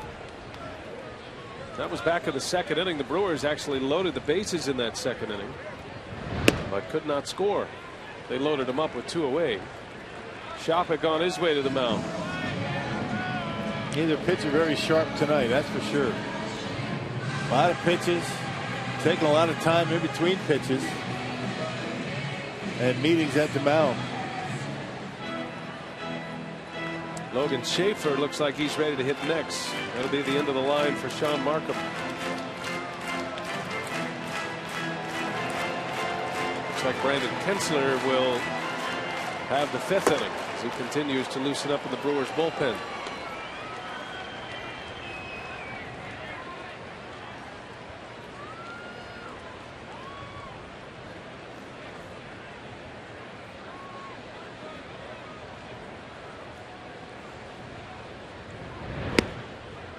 Breaking ball for a strike on Segura. Earlier today in the American League, the Yankees held on to beat the Tampa Bay Rays. That deals the Rays a severe blow. Rays are now 4 back in that wild card race. Segura, what a beautiful bunt. No chance. Bunt single for Gene Segura. Couldn't have rolled it out there any better. And he disguised it beautifully. Right at the last minute, he dropped that bat down and rolled a beautiful bunt down the 3rd baseline. Boy, that is outstanding. Brewers needing base runners. Not a bad way to get it right there. Bunt base hit, so Segura's 2 for 2. 7 and 8 hitters have been on 4 times tonight already in the 4th inning. Outstanding. Didn't even have to kick in the Jets right there. He knew he was going to beat that one out. So a meeting at the mound. Dan Warthen wanted to go through the process with Mejia, with Logan Schaefer announced as a pinch hitter. And stalling for time to get that bullpen ready. Hey, the best seats, prices, perks, and the best of Brewers baseball. It's all yours with a season ticket package. For more information, call 414-902-HITS.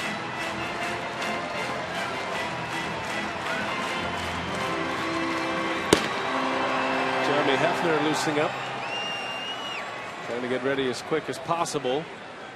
Brewers have Mejia on the ropes again. 2 on to start the inning. Logan Schaefer will bat, coming off the Brewers bench. He's 1 for 6 this year in the big leagues. Schaefer spent most of the year in AAA Nashville, where he hit .278.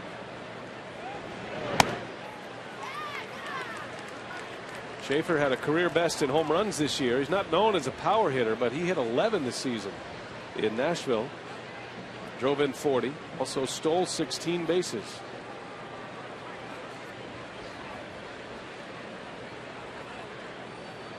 Schaefer is one of the best defensive outfielders the Brewers have in their entire organization. He's in a run producer spot here. Squares the bunt, and like Segura, it looked like he was trying to bunt for a hit. which is part of his game. Yeah, try and get the top of the order up there with second and third. Get a couple of runs back.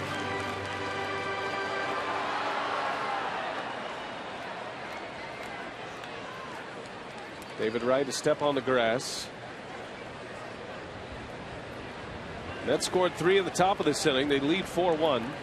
2 on, nobody out against Mejia. Schaefer takes one lows. Nyjer Morgan and Segura thought about advancing. Both scamper back.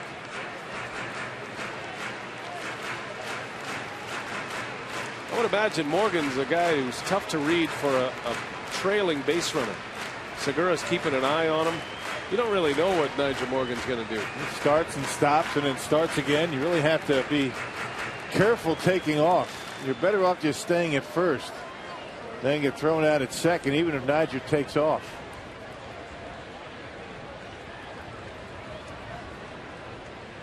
Two balls and a strike.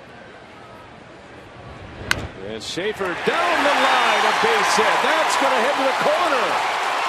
Morgan scores easily. Here comes Segura. Schaefer racing around the bags. An easy triple. 2 runs in, a pinch hit triple for Logan Schaefer.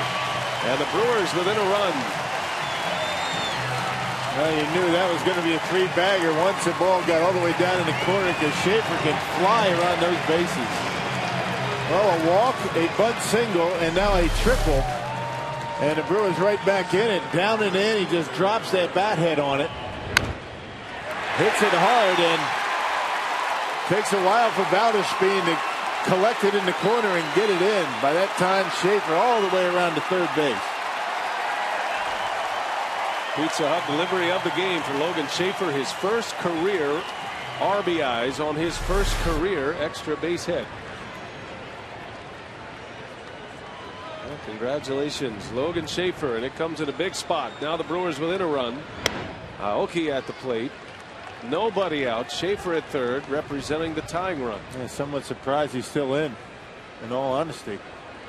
Top of the order coming up. Bullpen's ready.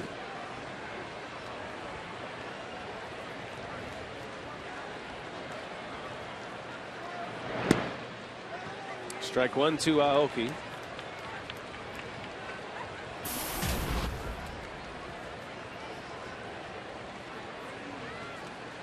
Well, the Mets scored 3 in the top of this inning. The Brewers have answered and still at it.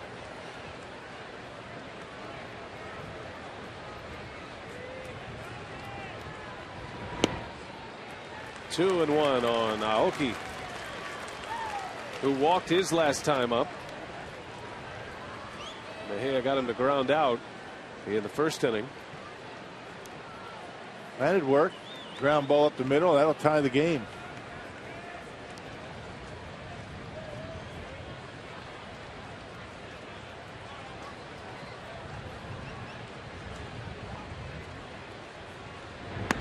Aoki lays off.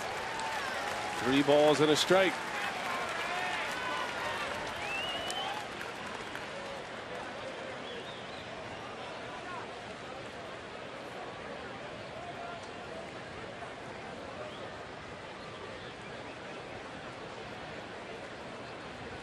Now big spot. The Brewers have a chance to make this a big inning. 2 runs already in. Hitters count for Aoki. And ball 4. The first 4 have reached. 2 walks, 2 hits. And here comes Terry Collins. You know he wanted to get Mejia to that 85 pitch number, but it's not going to happen here tonight. And out is Mejia. So both starters are out of the game. This one will belong to the bullpens the rest of the way.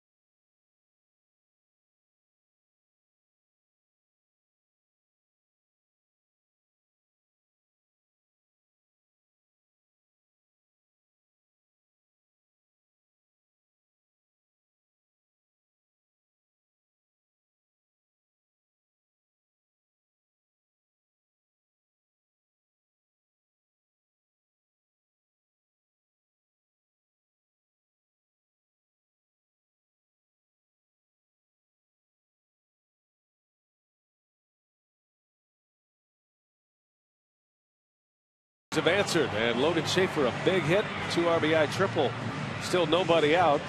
A reminder to come on out to Miller Park for Fan Appreciation Weekend, September 28th through the 30th. Brewers will be taking on the Astros. You can enjoy a weekend full of giveaways and prizes, including a new Chevrolet Camaro. Visit brewers.com/fan appreciation for all the details.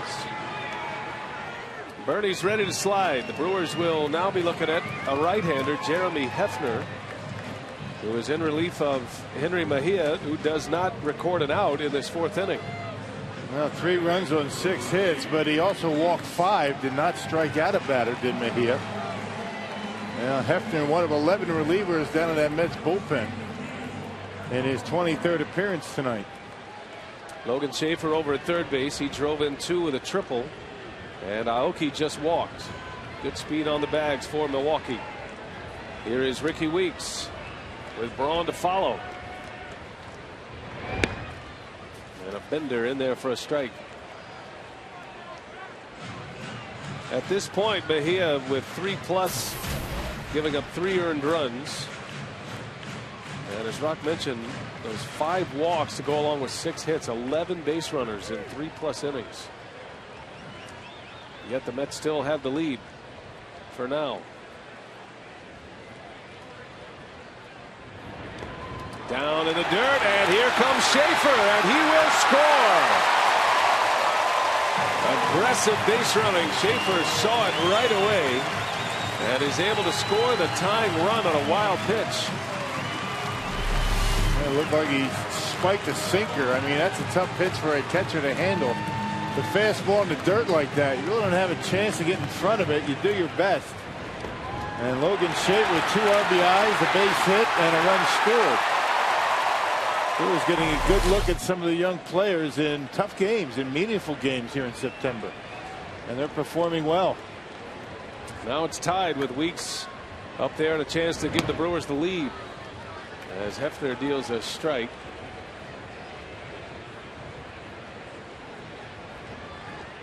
Still nobody out. Aoki at second now. 3 runs are in on 2 hits and 2 walks. Now a wild pitch.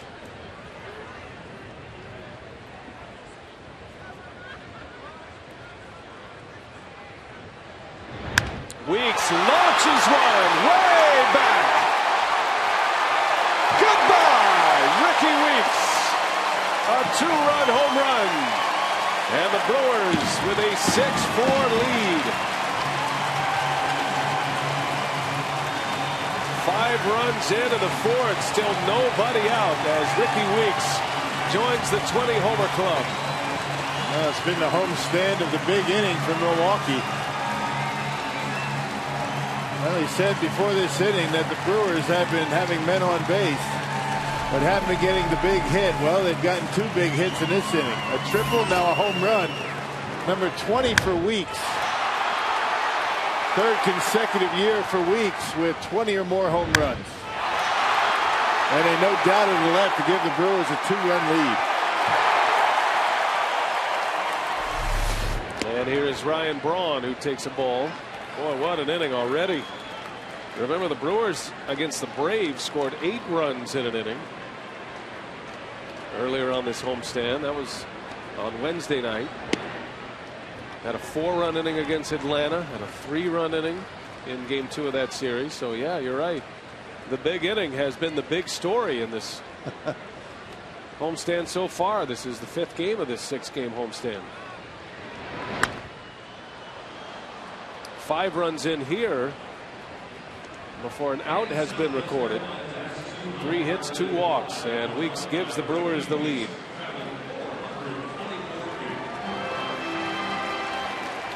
Weeks gave the Brewers the lead in that game against Atlanta, that 8-run inning. He drove in the first 3 runs of that inning. Bouncer to right, nice pickup, and Braun is retired. There's the first out of the 4th inning. So we can update our Powerball home run leaderboard. Now the Brewers with 4 players with 20 or more home runs. Gomez still has a chance at it. Yeah, Ricky Weeks had 20 last year. in 2010 hit 29 home runs. So 3 in a row for Ricky Weeks. You might have lost a bet if you were asking for a 20 home run season from Weeks at the All-Star break this year. No way. That's how hot he's been. As bad of a first half as Ricky Weeks had, that's as good as the second half as he's had. I guess I could have said that a little bit better, but you know what I meant. It's about as good a second half as you can have after a rough first half. I like that better. I knew exactly what you meant. I know, but I had to do it right.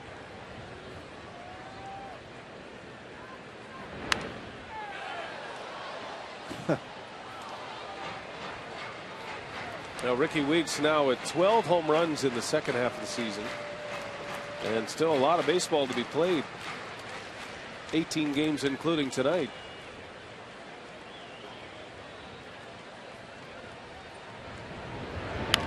Ramirez fouls it away. Weeks in the first half hit 199, 8 homers, 29 RBIs. He's at 268 with 12 home runs and 29 RBIs now.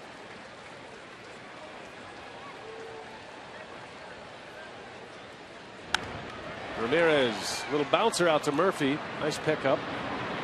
And there is out number 2. So Braun and Ramirez retired. 2 gone in the inning with the bases empty. And here comes Lucroy. And as we've been talking, I mean, it can't be 2 or 3 guys carrying the offense if you expect to be in the middle of a streak like the Brewers have been in, you know, winning as much as they have, and everybody contributing up and down the batting order, and that's what's been going on. Guys coming off the bench, getting it done, like Logan Schaefer tonight. Top of the order's been good. Bottom of the order's been on 4 times tonight. That's how you lead the league in runs scored. And the Brewers are the top dog in home runs as well. But it's not just a power hitting team. It's a balanced offensive attack.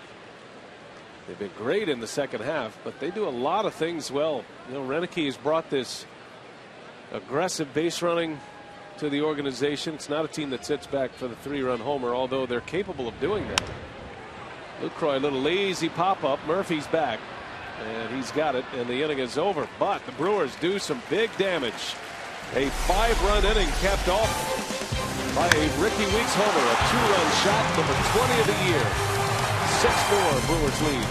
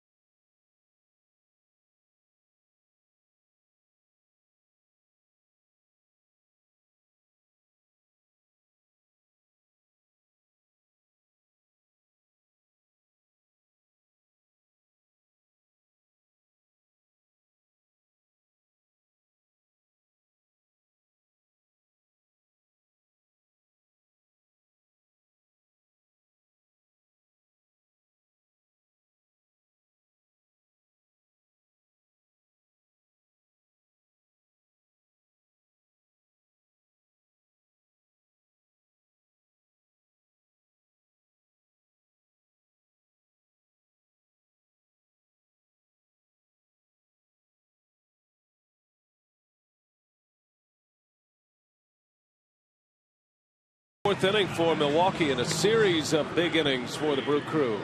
Started against the Atlanta Braves on Monday night. The Brewers scoring 4 runs in the 7th inning. And Milwaukee able to win that game, winning the first of 3, and ended up as a sweep Tuesday was a 3-run 7th inning. Braves coming back in that ball game and winning game 2 of that set. And then Wednesday against the Braves, the biggest one so far, an 8-run inning in the game that Gallardo started. Gallardo also chipped in with an RBI. Travis Ishikawa and Ricky Weeks both drove in 3 runs apiece in that 8-run inning.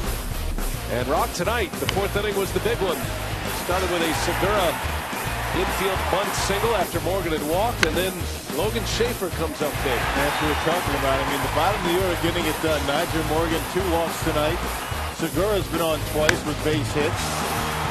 Bottom of the order setting the table, and then Ricky Weeks was number 20 to give the Brewers a 6-4 lead. Answering a Mets 3-run 4th inning. Now you think about hitters 7, 8, and 9 in this game tonight for the Brewers, and that includes the pitcher Markham, who dropped down a sacrifice bunt. They have not been retired tonight. No official at bats is a better way to say it. Got 2 walks, 3 hits, a sac bunt, 3 runs scored. Brandon Kinsler takes over for Markham. And Kinsler hoping to restore some order here as the Mets scoring 4 runs off Sean Markham. Markham exits with 4 innings, 7 hits, 4 runs all earned. Had a couple of walks and 3 strikeouts, but taken off the hook for a loss. Yeah, Kinsler last pitched on Tuesday against the Atlanta Braves. He tossed a scoreless 9th inning, gave up a hit, struck out a batter. Got called up on September 3rd. 2-2 pitch. Ike Davis a swing and a miss. Kinsler bringing the heat, and Davis a strikeout victim. Well, tonight's Tower of the Game winner, Saucy's Bar in Manitowoc. If they call the Brewers in the next 24 hours, they get 40 Miller Lite beer pen tickets. This offer courtesy of the Tavern League of Wisconsin and Miller Lite. Saucy's Bar in Manitowoc. Sauced at Saucy's. There's Duda now, and fouls the first pitch away. Well, Kinsler is in stark contrast to Sean Markham. He has a terrific fastball. And you figure there'll be an adjustment period for these Mets hitters as well. Got to give Kinsler a lot of credit. He's had a comeback season this season. Had a nerve problem in his elbow that required surgery. Was taken off the major league roster. No teams picked him up. He stayed with the Brewers. Worked his way back. Went through the minor league system. And was pitching so well in Double-A Huntsville that the Brewers gave him a shot here in the big leagues, and he's pitched extremely well for Milwaukee.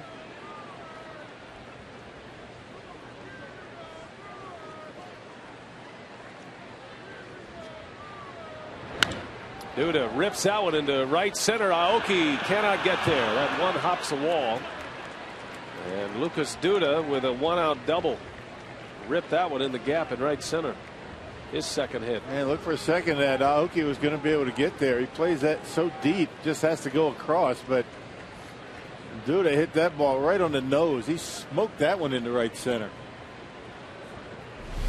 Good looking hitter. Just a matter of him getting enough at bats and getting that consistency. A really nice, easy swing, one-handed, keeping the bat in the hitting zone a long time, and whistles one into right center.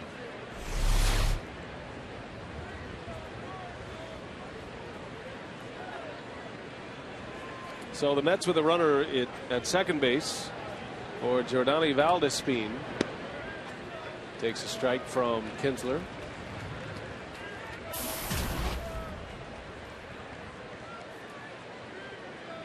Valdespin reached on an 0-2 single in the 4th inning.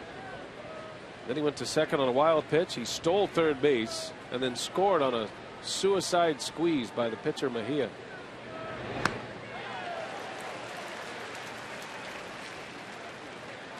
Proving how speed can help.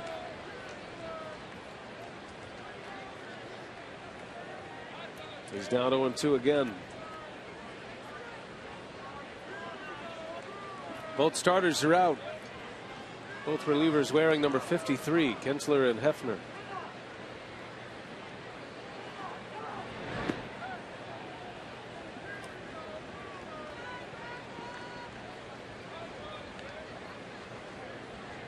Kinsler has had a career of overachieving.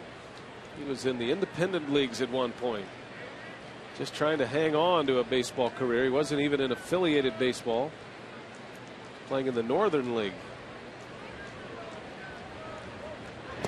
You wonder what he would have been able to do in his career had he stayed healthy. It's been one thing or another throughout his career, but he's always been able to keep that big fastball, no matter what's been going on with him. You name it, he's had it, but he's back in the big leagues. He's originally from Nevada, Palo Verde, Nevada.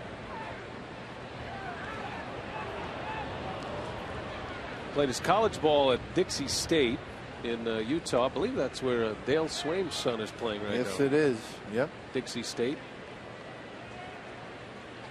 He's always had to prove himself. He's been the right-hander that most scouts look at and say, you're not quite big enough to hold up as a major league pitcher. He's only 5'10", goes 180 pounds.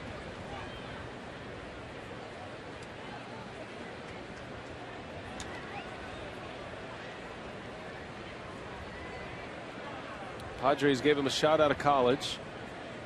Got released by the Padres. He ended up in Winnipeg in the Northern League. Winnipeg's a long ways away from the big leagues for a lot of reasons. Yeah. He was working in the front office in Winnipeg. I mean, he was thinking about a post-baseball career. I'm afraid I'm gonna ask you, have you ever been to Winnipeg?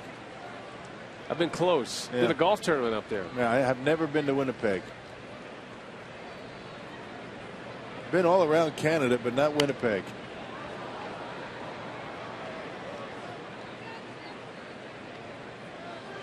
Had some rookie ball teams in Canada. Certainly had some PCL teams. When I played in Vancouver in AAA with Milwaukee. Did you ever play in Medicine Hat? Yes. Lethbridge. Yeah. Nice. Yeah. Full count. Valdespin hanging in there. And he lines one right to Weeks. Back is Duda. Well, good battle there for Valdespin, but he lines out for the second out of the inning. Back to our trivia question. Brought to you by AT&T, who is the Mets all-time leader in hits.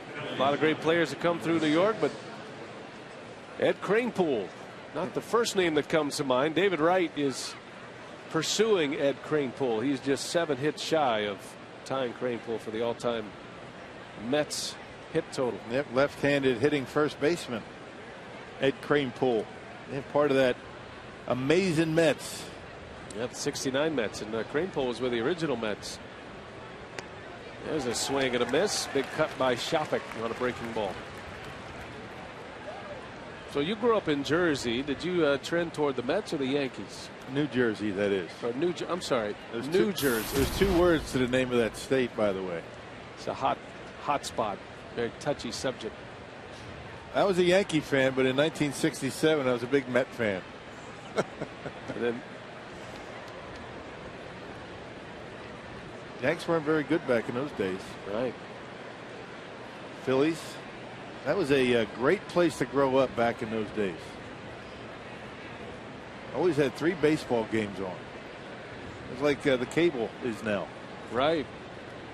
But back in those days, I mean, you had a hard time finding a big league game on TV, except where you lived. Right. That is a foul ball by Shopik. The tri-state area. Yep, you betcha. So you had the Phillies. Where were the Phillies? Where'd you pick up the Phillies? Harry Callis? Was he? No, that was probably. That was before he Byron Salm. Yeah. I think Harry Callis was young. Byron Salm. That's a great Salm. name. Richie Ashburn. And then the WOR, right, with the Mets. Yeah.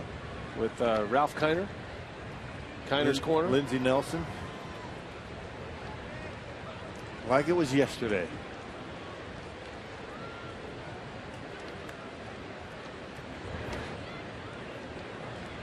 Bob Murphy was part of that group. The legendary Hall of Fame announcer. And then the Yankees had Bill White, Phil Rizzuto, and Frank Messer. As we march down memory lane. Yeah, that's good. Taking Rock from his days in Jersey, growing up in New Jersey. Right, new. Says John Bon Jovi. We don't refer to it as Bon Jovi. We just say Jovi. Joves. 2-2 pitch. And a strike called. Shopik is rung up just in time. Kinsler with a scoreless fifth picks up 2 Ks.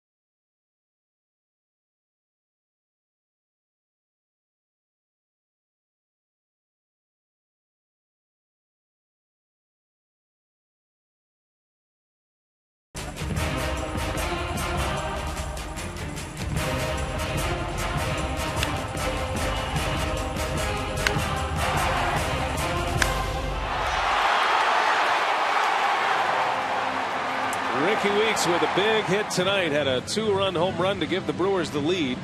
It is 6-4. We welcome you back from Miller Park. Brewers baseball tonight on Fox Sports Wisconsin. Great crowd on hand. A beautiful Saturday night. And the Brewers with a 5-run 4th inning. Now on top 6-4. Brian Anderson with Bill Schroeder and Telly Hughes. And this copyrighted telecast is presented by authority of the Milwaukee Brewers. May not be reproduced or retransmitted in any form. And the accounts and descriptions of this game may not be disseminated without express written consent of the Brewers Baseball Club. Rock new pitcher is Justin Hampson. Yeah, he's allowed only 1 run so far in 6 innings. Made his Mets debut back on June 25th. He made his major league debut back in 06. So talk about a guy that's been bouncing around and finally back in the major leagues. Justin Hampson, one of 3 left-handers down in that Mets bullpen. Went from 08 to this season between major league appearances. They'll face Carlos Gomez, who pinch hits for Taylor Green. So Taylor Green is out. 0 for 2. He finishes. Gomez will take over. Big swing and a miss. Gomez was talking to a lot of his old buds from the Mets organization. He came up with a lot of these Mets players. Signed and developed by the Mets, brought to the big leagues. Gomez was actually signed as a shortstop. But the Mets had a pretty good shortstop at the time named Jose Reyes. So they encouraged Gomez to play elsewhere, which he was glad to do. Yeah, it didn't take much convincing, did it?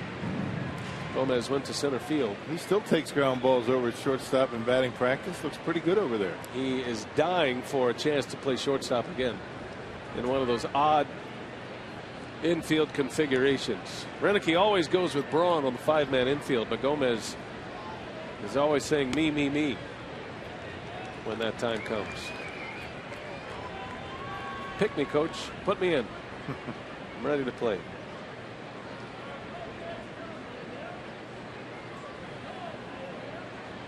One and two on Gomez. Ball skips away. Did he go? Yes, he did. And Gomez called out, tagged out to secure the strikeout for the first out of the inning. That breaking ball slider, and Gomez trying to hold up. Shopik keeps it close, and then on the appeal they ring him up. Okay, good call.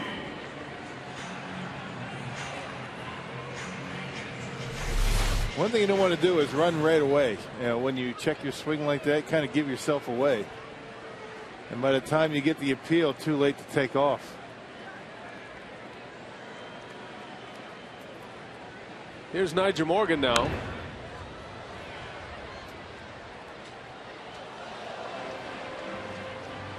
Morgan started that 5-run 4th inning. Led off with a walk. Matter of fact, he's walked twice tonight. Renicky giving him a start. And he has responded.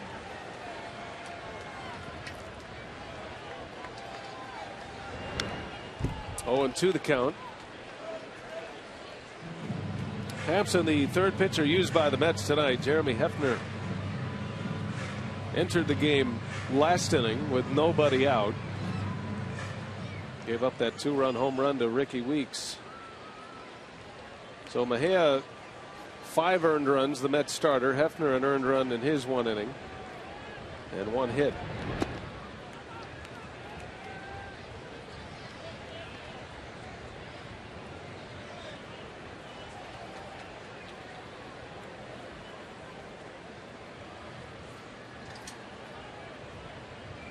One ball, 2 strikes on Nigel Morgan.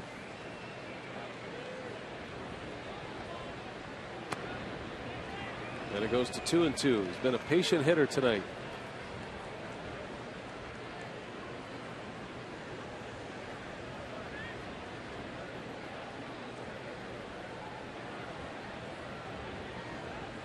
Got Segura on deck. And Morgan takes ball 3. Hampson not a hard thrower, is he? You know, 85, 86. He's got a breaking ball. Looks like he's got a curveball and a slider.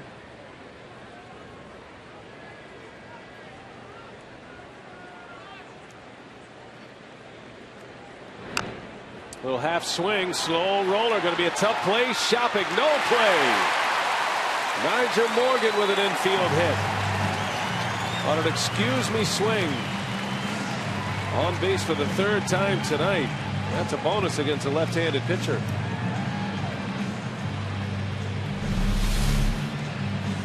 Shopik was able to get there on the check swing. He just was not able to get it out of the glove and get it to first base. If he gets rid of it right away, he's got the out, I think, but maybe didn't have the handle on it, didn't want to throw it down the line.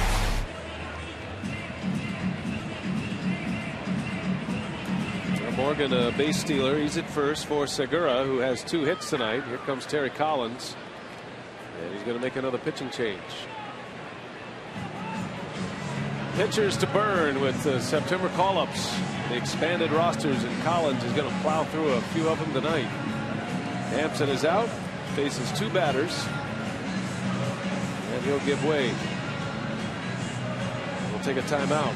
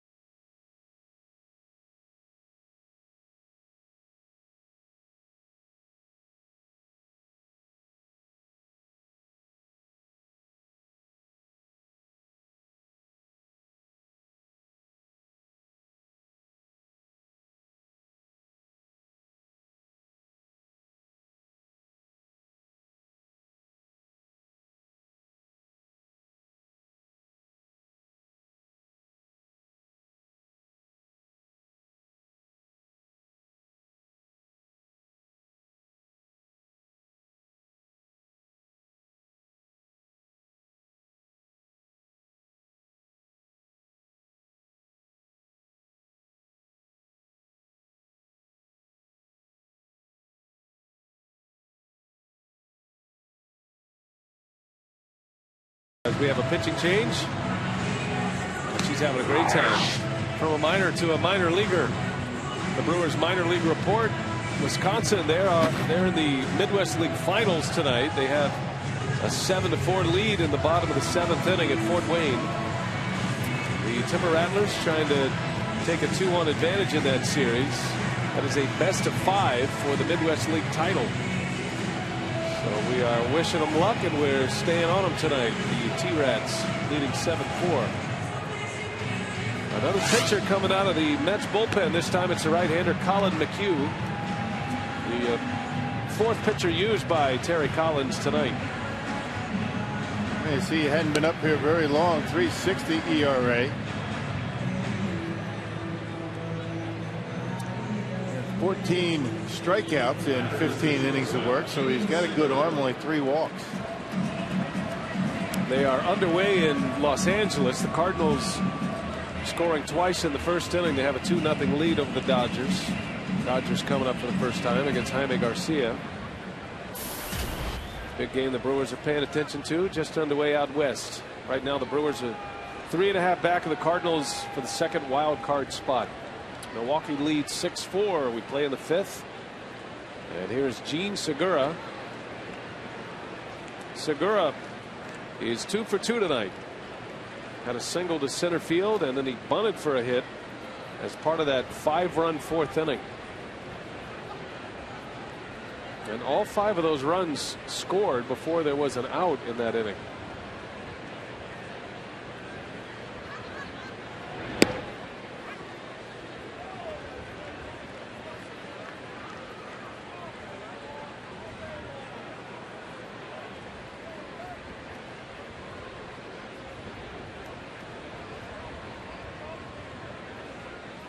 Colin McHugh in his first year in the big leagues against Segura, also in his first year in the big leagues.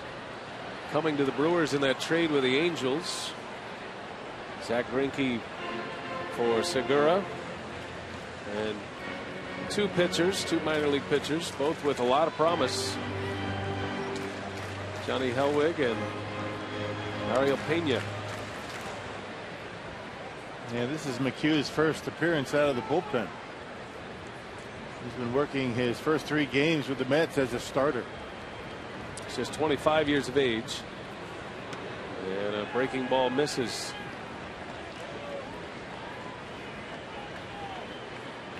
You might remember McHugh. He made his major league debut against the Rockies. That was back in late August. He went 7 shutout innings against Colorado. He gave up just 2 hits and he struck out 9. And the Mets thought they had a star on their hands in the making, and they still might. His next 2 starts, he was unable to go past 4 innings. Gave up 6 runs in 2 starts after that in 8 innings. Yeah, it doesn't take long to get a book on you at this level. Get up to the big leagues, you might have some early success, but teams catch on to you quickly.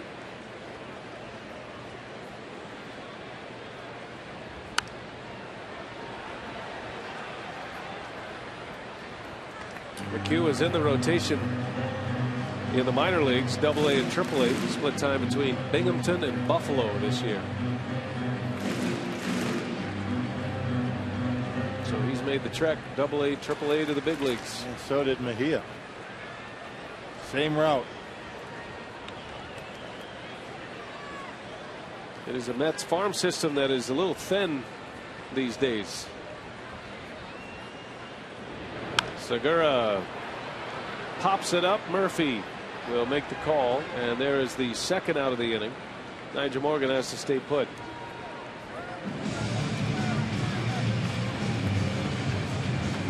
So the pitcher spot coming up, Renicky is going to call on Travis Ishikawa, who's been starting recently for the injured Corey Hart, and he's done a nice job. Jose Veras will be next up.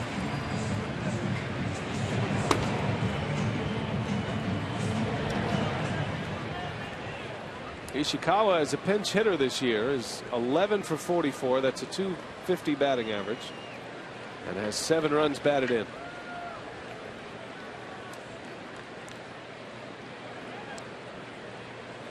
Runner goes. Throw to second, and Morgan is safe. And look at Niger pointing at Mike Easterbrook. Here comes Terry Collins. He wants to discuss this with the second base umpire. It looked like he had his hand in there. Good throw by Shopik, but Morgan had a pretty good jump. Decent lead, very good jump, decent throw, very good throw, and bang, bang. And Niger Morgan applauding the call by the second base umpire, and he was safe. Now that high tag by Tejada. The throw is a little high and close, but Morgan sneaks a hand in there, according to Mike Easterbrook. Made the mistake going after the runner and not just tagging the bag. Put the glove right down in front of the bag. It's one of the benefits of white batting gloves on a white base.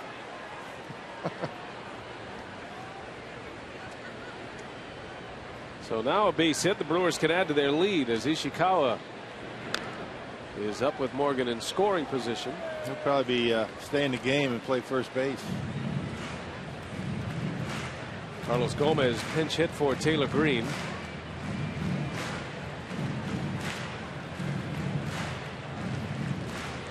Managers have a lot of options. It's calling on the right options that is the key at this time of year. You got plenty of players though to deal with. You can play matchups really from the 5th inning on, and we're already seeing that from Terry Collins tonight. These are moves you would never see the first 5 months of the season. Don't have enough pitchers to do this stuff. Certainly not in the 5th inning, that's for sure.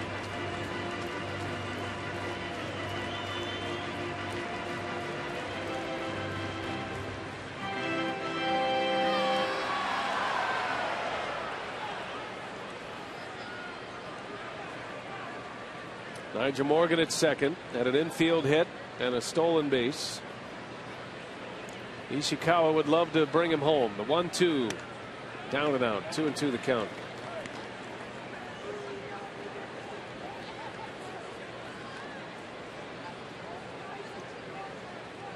It's not uncommon for young pitchers to come up, take their time between pitches, really get settled in their mind, go deep into counts. That was what was so impressive about Tyler Thornburg and Josh Stinson last night. These guys got on the mound and were letting it rip. That shows signs of confidence. Yep, this is what I want. Catchers understanding what they want to throw and when. Catchers have a lot to do with that.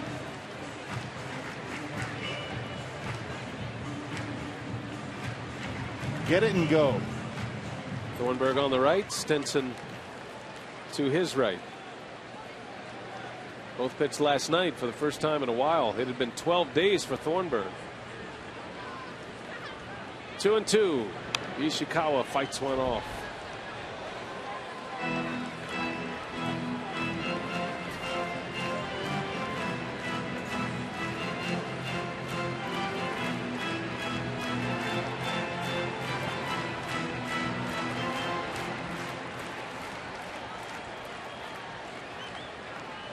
Brewers lead 6-4, had a 5-run 4th inning. Trying to add to it. Ishikawa pinch hitting. And he pulls one fair down the right field line. That's headed to the corner. In to score Morgan.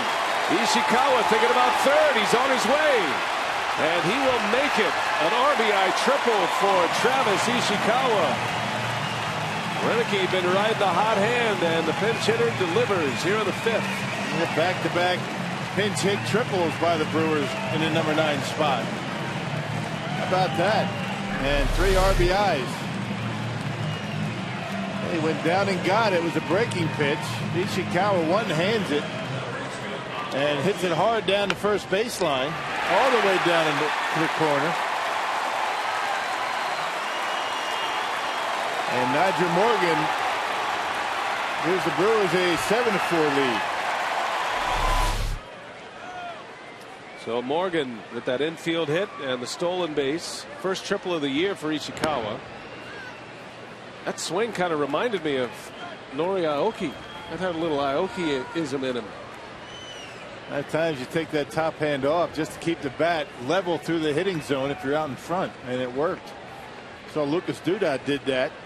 He hit a double into right center. There's a base hit. Aoki drives in a run. And it is 8-4 Brewers. Couple of 2-out hits for Milwaukee producing runs. And Brewers 4 for the last 4 with runners in scoring position after going 1 for 5. Had a pitch up in the strike zone, did McHugh, and he banged it right back into center field. Ishikawa's been on a nice run here on this homestand, getting a lot of playing time and needs a little oxygen after legging out his first triple of the year. Brewers with 7 unanswered runs in the last 2 innings. Mets scored 3 in the top of the 4th to take a 4-1 lead. And it's now 8-4. We're still in the bottom of the 5th. And here is Ricky Weeks with Aoki at first base. Weeks had a big blast in the 4th. Long home run into deep left center. Almost knocked it into the Harley Davidson deck. Ricky Weeks with his 20th home run back in the 4th inning.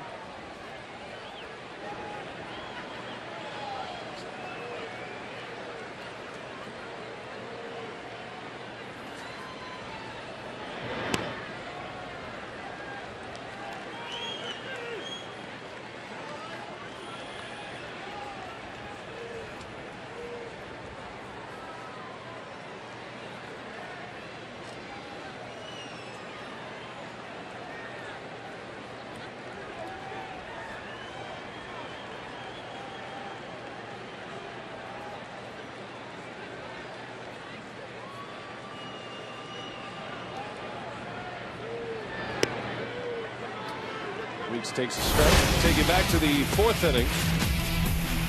And check out the distance on this home run by Weeks. This was in a 4-4 game. Weeks giving the Brewers the lead for the first time. Booming home run to left center. 424 feet they measured it. 2 outs with Aoki at first. And Weeks a swing and a miss. Part of this new group of big league second basemen with home run power. Guys like Robinson Cano and Dan Uggla, Chase Utley, Kelly Johnson. Weeks with his 3rd consecutive year of 20 or more home runs. The only other second baseman in franchise history to have 3 straight 20 homer seasons, Don Money, back in the 70s. There goes Aoki. And Weeks in the air to center. This is playable for Torres. Side retired, but the Brewers score twice, get a couple of 2-out run producing hits. Ishikawa and Aoki, and it's 8-4 Milwaukee.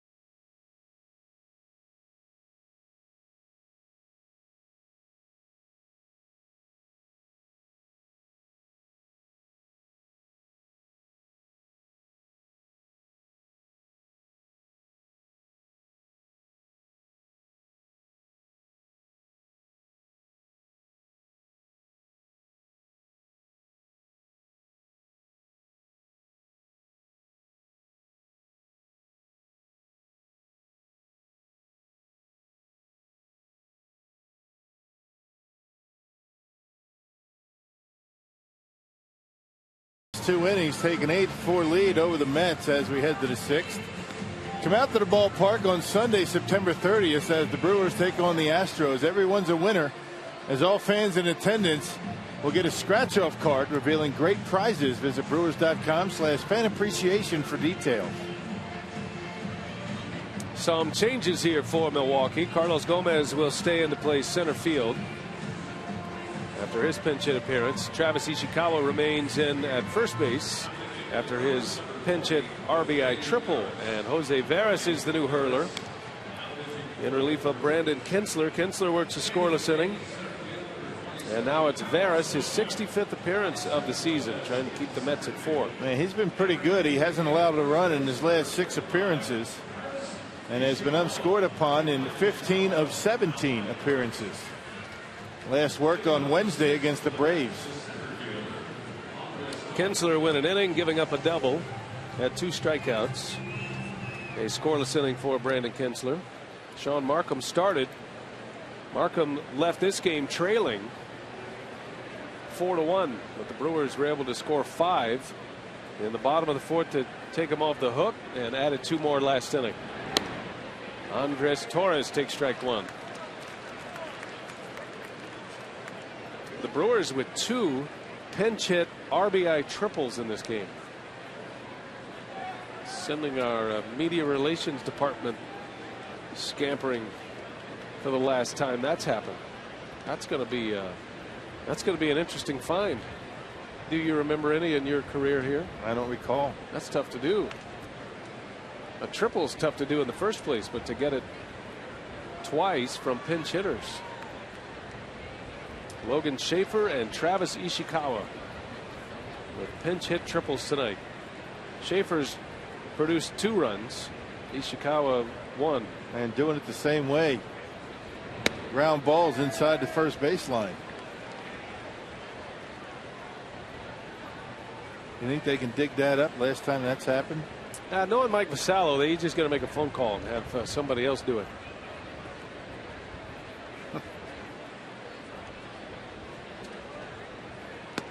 There's a swing and a miss. 2-2 the count. Day game tomorrow for the Brewers. Final game of the series with the Mets. It'll be Willie Peralta against Chris Young tomorrow. Looking forward to watching Willie Peralta pitch again. He's been very good so far. There's a pop-up. See if Ramirez has a play. He does. Oh, he dropped it. Aramis Ramirez got a little gun shy with that rail, and it went in and out of his glove. It could give him an error on that one. Yeah, he should get an error on that. And a rare error for Ramirez. He's only had 1 error in the last 92 games and has gone 42 in a row without an error, and it will be an error. He just took his eye off the ball. Just his 7th error of the season.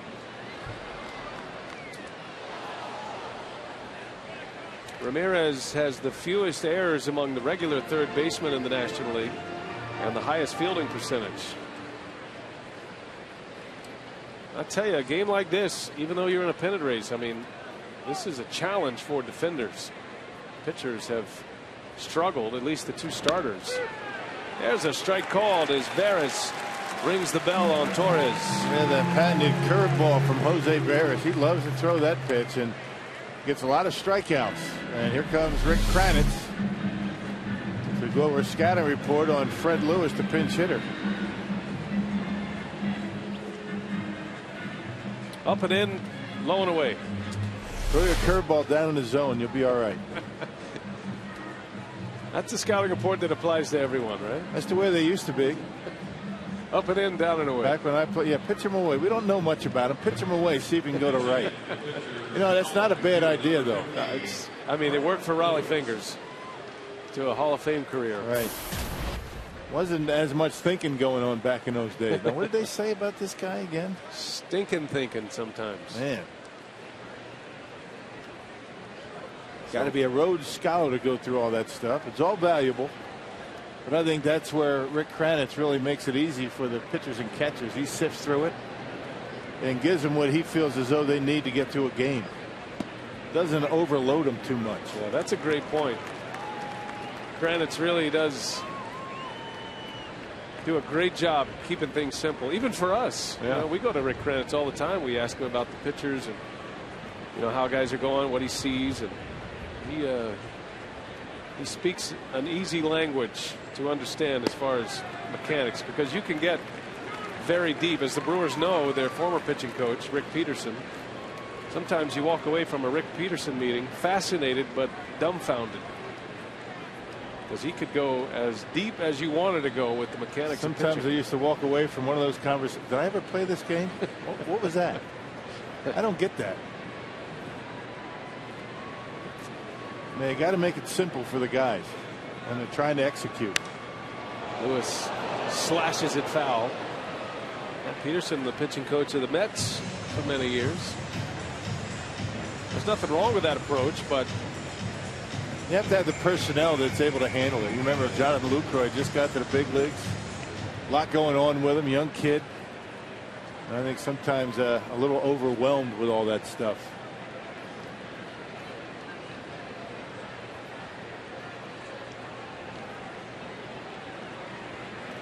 no balls, 2 strikes. Veras against Fred Lewis, the pinch hitter. And that one misses upstairs, a fastball. A lot of moving parts with Jose Veras. He has pretty wild unraveling and delivery. Head moves everywhere. But it's been working for him lately. He's been good. That's what makes him effective, right? Yeah, what makes him good is what makes him inconsistent. And when he's got it going, he's tough. There's a swing and a miss. Nice block by Lucroy, and he secures the strikeout with a tag. So Lewis is retired. Back-to-back strikeouts for Jose Veras. They tried to get him chased for high fastball, didn't do it, then goes back to the curveball, and Lewis just waves at it. Good job by Lucroy keeping that glove down.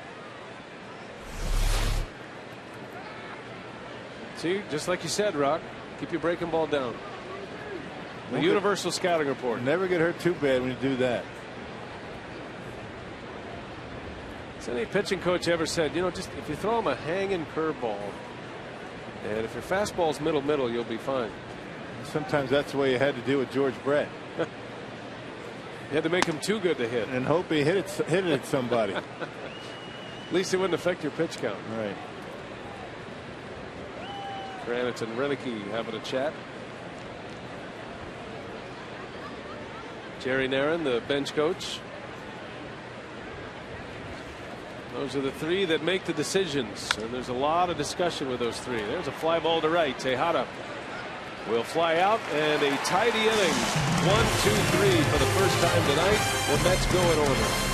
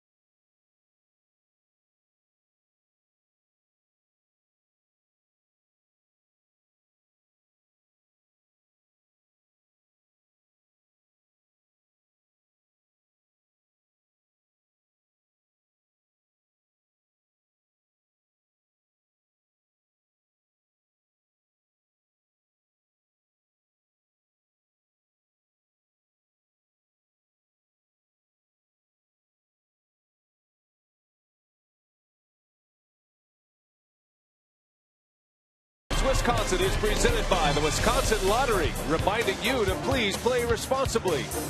And by the new Miller Lite Punch Top Can. It's Miller time. Well, tomorrow, fans attending the Brewers-Mets game at 1:10 p.m. will get an Aramis Ramirez bobblehead. That's courtesy of Wild Impact Marketing. For tickets, call 414-902-4000. Come on out to the ballpark. Going to be a beautiful day. Some good seats still available in every section. We're expecting a big crowd, but still some availability. So we're encouraging you to go online, buy your tickets, or show up tomorrow and try to sell out the ballpark tomorrow. It's about 7,000 seats remaining. And Willie Peralta, check him out. He's got the wow factor. Never know. Manny Acosta will pitch for the Mets. In for Colin McHugh. Well, 36th appearance, and you can see the earned run average for Acosta, 755. He's allowed 37 runs this year. That's the fourth most of any major league reliever this year. So he's had a rough time of it.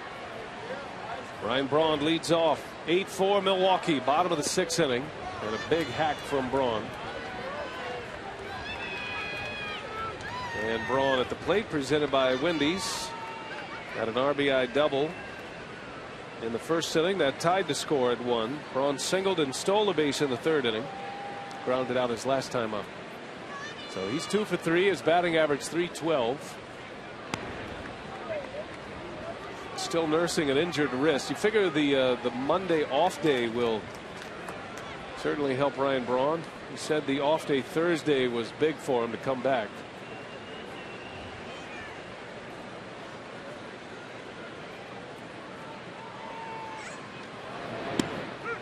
There's a strike called as Braun is rung up. Breaking ball from Acosta. Former Met Francisco Rodriguez loosening in the bullpen. He'll have the next inning. Nice job, Jose Veras. That's what the Brewers have been looking for. A nice quick inning. Yeah. Well, good job by Kinsler and Jose Veras so far. 3 more innings to get through out of that bullpen, but and one of the reasons that the Brewers have been winning so much, not just the offense, bullpen has really turned things around in the last month. Finishing games.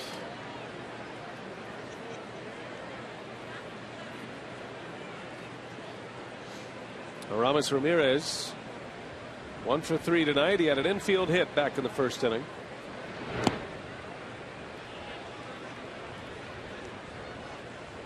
Ramirez hitting .298. Committed an error last inning, his first error in 42 games. Just his 7th of the year. Dropped a pop-up. Paper airplane coming in hot. Second base to the pitcher's mound. Oh, what a landing. Just don't do that anymore. That was kind of cool to watch. It's a giant paper airplane, right?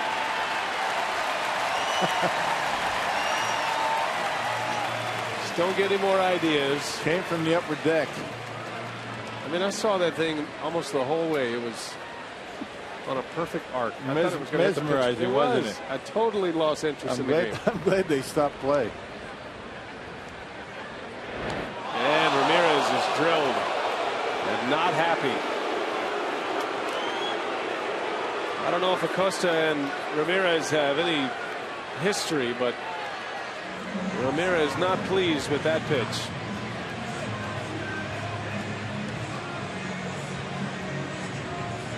And not even close.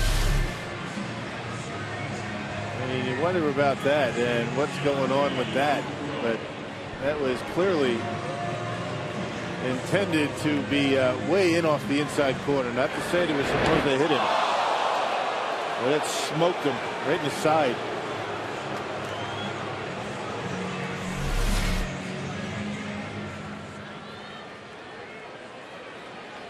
Well, these two teams have a little bit of history going back to New York back in May. And Ryan Braun was hit, and then the next inning Terry Collins removed David Wright from the game. You might remember that Wright and Collins got into an argument in the dugout. Wright felt like he should stay in the game. If anybody was going to get hit, it was going to be Wright. Terry Collins said, I'm not playing that game, not on my watch. Not that the Brewers would have retaliated anyway, but Collins wasn't going to take that chance. Both managers were asked about it before the series started, and neither said it was on their radar.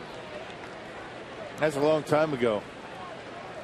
Players remember, managers remember, certainly the media remembers, but doesn't have much to do with what's going on now. A lot of time has come and gone between those two incidents. Ramirez on base for the second time, hit by a pitch. Now Lucroy with one out. And that one's ripped left field. That's down, a base hit. Jonathan Lucroy with his first hit.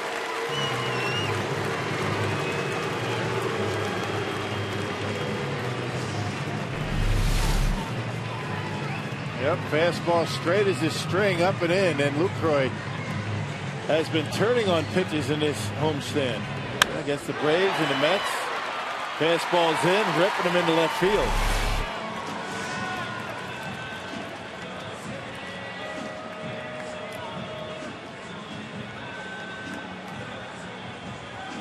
Reason to smile. 8 runs, 11 hits for Milwaukee. And here is Carlos Gomez batting for the second time. Pinch hit last inning. Stayed in the game to play center field. And a massive swing. Loses his bat.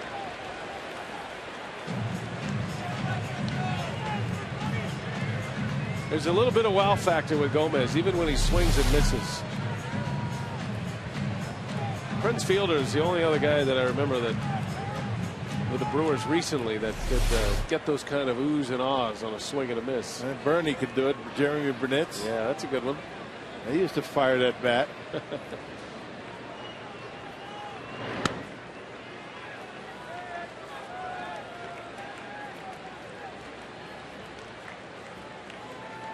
I was always amazed. Jeremy Burnitz was able to stay healthy and didn't blow his back out with those big swings.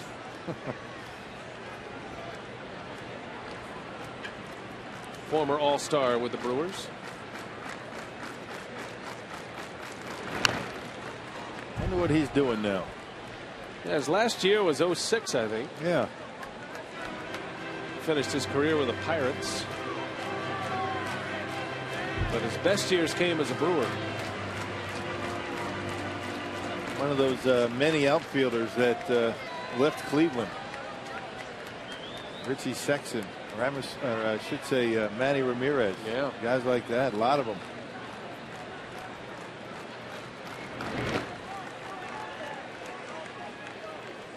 Indians had a lot of offense back in those days. They were willing to give it away to try to find some pitching.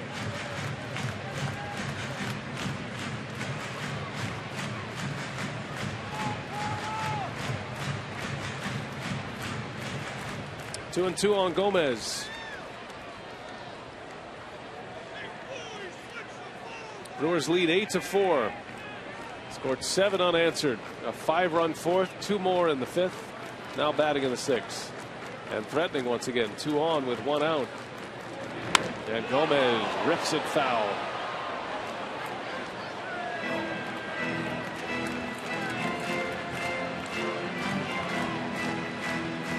You can't get it too far inside for Gomez. Sometimes he either fouls it off or it hits him. He loves to turn on the inside pitch. Yes, he does.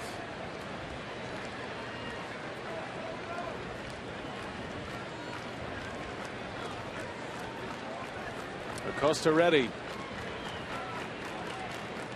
And a breaking ball missed.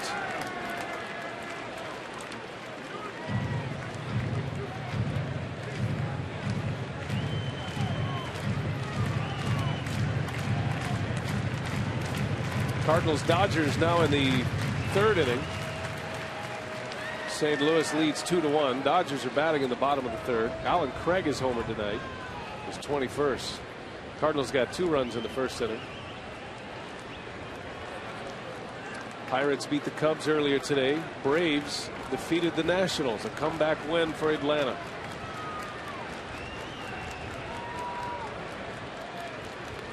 Full count, 1 away.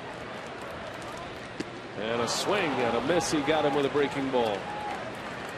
Second strikeout for Acosta, and 2 gone in the 6th. It's that slider, the same pitch that he was able to get Ryan Braun on the strikeout. Gomez looking fastball. Cost the game the slider, went straight down and right over the top.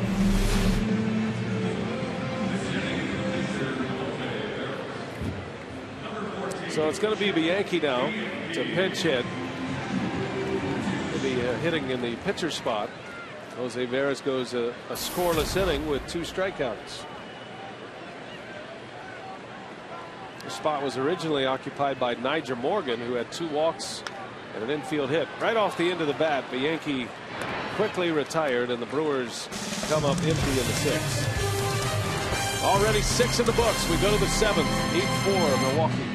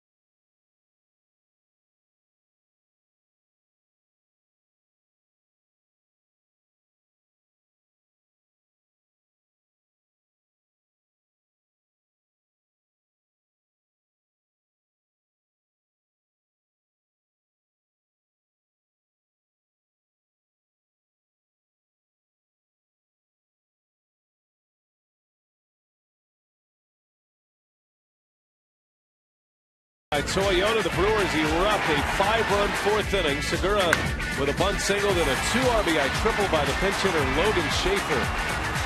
That brought the Brewers within a run, and then with a game tied, Ricky Weeks, a 2-run home run, his 20th of the year, gave the Brewers a 6-4 lead. The Brewers kept at it. An infield hit by Nyjer Morgan in the 5th inning with 1 out, and then with 2 outs, the second pinch hit triple of the night. Ishikawa drove in Morgan. Aoki plated Ishikawa. 2 2-out RBI hits for Milwaukee. And that's where we sit, 8-4. And the Brewers pounding out 11 hits. This great run they've been on, the offense has been a big part of it. See, Weeks has his 20th home run, a couple of triples by pinch hitters. Braun has a double. Braun and Morgan with stolen bases tonight. Plenty of offense for Ron Renicky as they have scored 7 unanswered against the New York Mets. And now it'll be Frankie Rodriguez out of the Brewers bullpen. He'll pitch the 7th. And you figure K-Rod, then you go to Henderson, and then if need be, you go to Axford. K-Rod's been very good along with Jose Veras. The bullpen in general has been doing a very good job. Last pitched on Tuesday against the Atlanta Braves, and has been unscored upon in 13 of his last 15 appearances. Bouncing ball, Murphy out to Ishikawa. He'll take it himself, and 1 gone.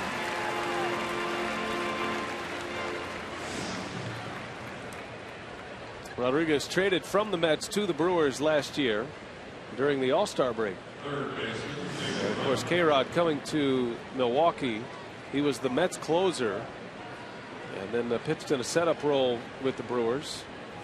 He and John Axford What a tandem they were. Brewers did not lose a game in the second half of last year if they had a lead after 7.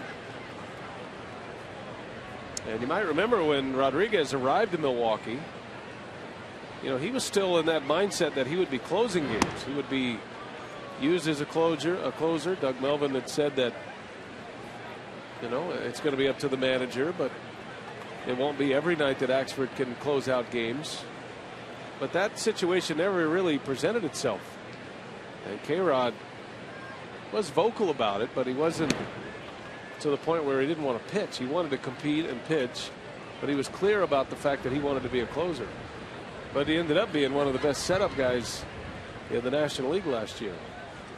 Hard to unseat a guy like Axford the way he was pitching. I mean, that's a tough argument to make. Axford was in the middle of a streak of 49 consecutive saves, which was snapped earlier this year. And if the Brewers are going to fight their way back into this thing, it's going to have to be K-Rod, Henderson, Axford. Those three are going to have to be locked down at the end of games, just like they were last season.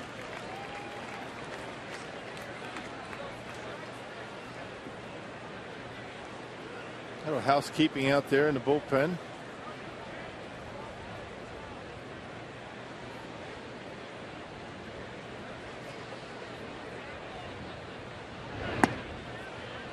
That one misses upstairs. David Wright draws the walk. And a man on for the Mets with one away. First baseman, Mike Davis. Yep. First Axford, now Livan Hernandez. Got to tidy up. No telling what he's sweeping up. I don't even want to know. Thank goodness the wall is there. That's another world down there in the bullpen. Yeah. For their eyes only. And ears. What goes on in the bullpen stays in the bullpen. It's best that way.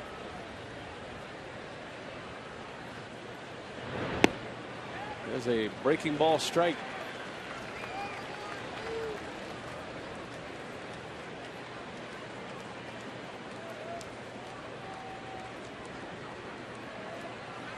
Dodgers have been able to come back and tie that game against the Cardinals tonight. 2-2 now in the third inning. That ball's ripped to right. Aoki will watch it bounce. Ike Davis with his second hit. On base for the third time, and now the Mets with 2 on and 1 out. A walk and a single. K-Rod pitching in trouble here in the 7th.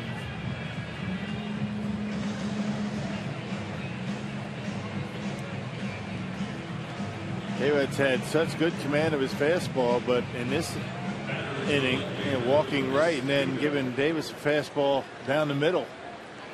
He's been on the corners, keeping it down. He's been throwing his changeup for strikes and keeping that down in the strike zone. Lucas Duda will bat with 2 on. Has the power to make this a 1-run game quickly. And with 2 hits tonight.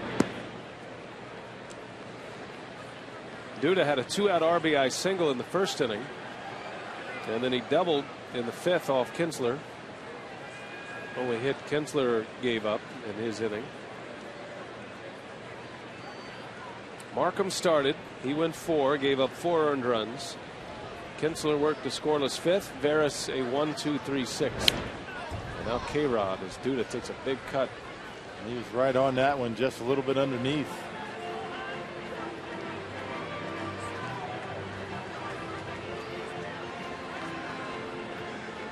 Duda's shown the ability to handle the ball down on him pretty good. And his 2 hits have come on pitches down in the strike zone. Drove in a run yesterday on a low pitch.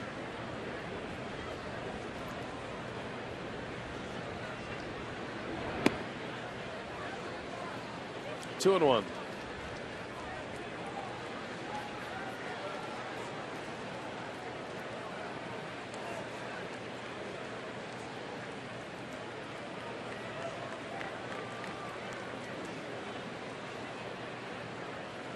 2 on, 1 away.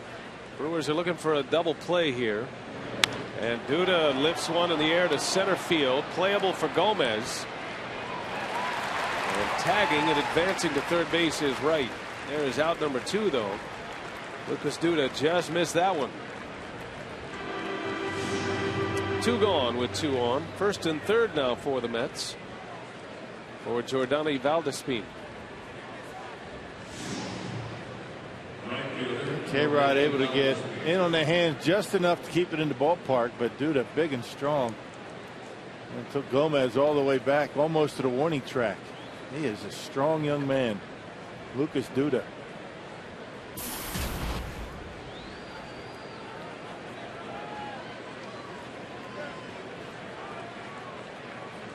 Two gone for Valdespin. 1 for 3 tonight. And K-Rod misses low. Final game of the homestand tomorrow. And then the Brewers have just one more homestand remaining. The Astros and the Padres to wrap up the season. A 10-game road trip in between. Little half swing. Did he go? No, he didn't. He checks his swing, says Larry Vanover. The Brewers will have Monday off, and then they start a series in Pittsburgh Tuesday night. 3 games in Pittsburgh. By the way, Ron Renicky has rearranged his starting rotation. He'll have Gallardo pitch the opener, then Estrada, and then Mike Fiers.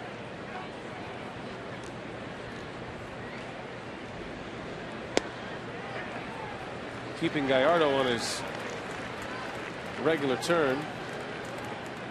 Actually, there'll be 2 off days for Gallardo in between the starts. So yeah. Gallardo gets the opener on Tuesday night as opposed to Estrada. Yeah, he likes to stay as close to his 5 days as he can. Keep him on his regular turn, move everybody else around as best you can. 2 balls and a strike. And that one is in there. Strike 2. Back-to-back changeups by Francisco Rodriguez after falling behind 2-0.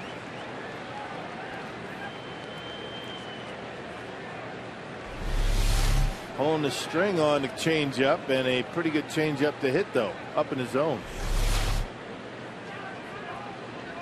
First and third for the Mets. K-Rod trying to get through this 7th. And a 2-2. And he popped him up. That will stay playable. Lucroy and Ishikawa. Ishikawa makes a catch. Inning over. The Mets strand a pair. Still 8-4 Milwaukee. Stretch time at Miller Park.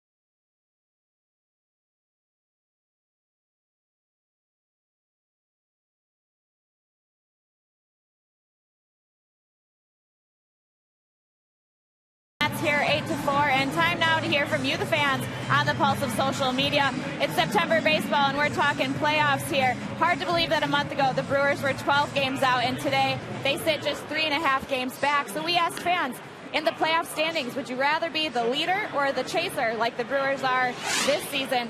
Chris said, if you're in front, you control your own destiny. That is where I'd want to be. Colin tweeted us saying, without a doubt, chasing. Baseball is a game of momentum. Also, when you're chasing, there is not much pressure. Liz said, it's better to be chasing like the Brewers. You have everything to win and nothing to lose. That's certainly how the guys feel in the clubhouse. But BA and Rock, there's something else that fans are keeping an eye on Twitter. They have not forgotten, BA, that you said you would shave your head if the crew made it to within one game of the wild card. So are you getting any nervous yet? No, not nervous at all. As a matter of fact, I didn't bring that up, by the way. That was a Bill Schroeder special. That was, a discussion based on Marty Brenneman. So I appreciate you bringing that up, calling everybody's attention to it, Sophia. Where do you think she got that idea? I'm not against shaving my head. I've done it plenty of times. Have you? You almost went pro at it. I think the current hairdo, as it stands right now, has a lot to do with the winning streak. So I don't want to take it off just yet. No, that's what it is. Marty Brennan's a stand-up guy. He said it. He did it. Right. That doesn't mean you have to do that. As will I. That's on my own terms. Nobody's forcing you. I just got a little tightening up, as a matter of fact. I sure did. Robert Carson is the next Mets pitcher. Now, that was a conversation Rock and I had. He kind of baited me into it. It's not like I brought it up. Rock said, I actually said, you'd shave your head, no, would you? No. I go, sure. Yeah. Well, I actually didn't say I said 500 if they got to 500. Yeah, but I wouldn't go in there because I believed that they could get back to 500. Right, and then you were the one that added if they get to within one game of the wild card. Right. I didn't make you do that.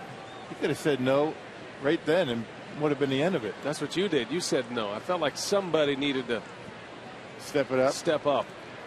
So that's the way it's going to be.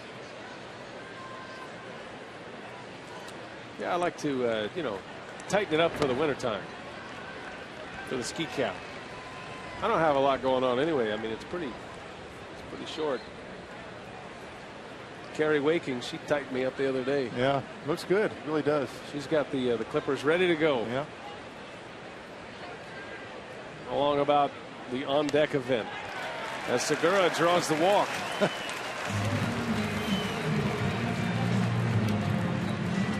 A lot of walks in this game. A lot of base runners for the Brewers. They have 11 hits in this game. Mejia walked 5. And now a walk by Carson.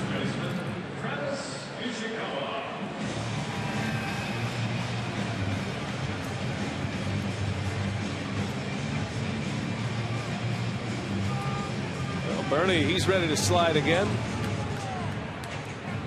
He took a slide on the Ricky Weeks home run. That gave the Brewers the lead. They have not looked back. That was part of a 5-run 4th inning. Here's Ishikawa. Runner goes. Segura. The throw is into center field.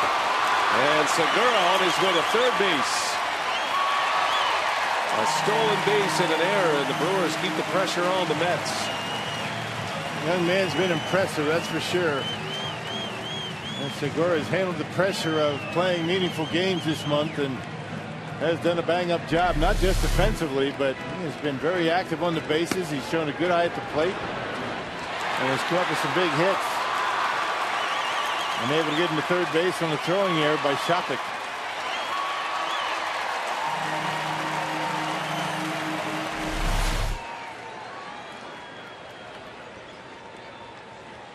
So number 5 for Segura.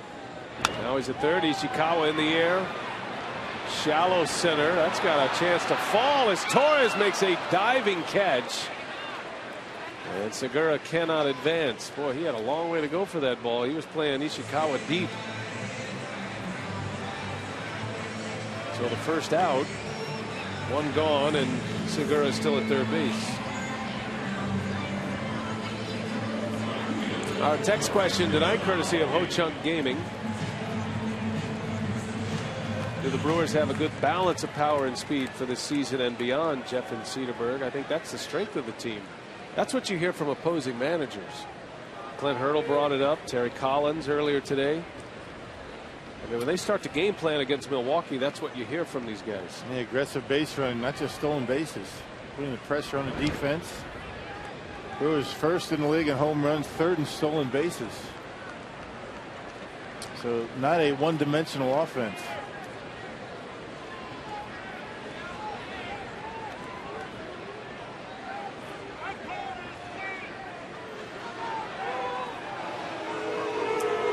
Renicky barking at Jerry Lane. That was called a strike. Managers, hitters, they're always asking the home plate umpire, just ask for help on that.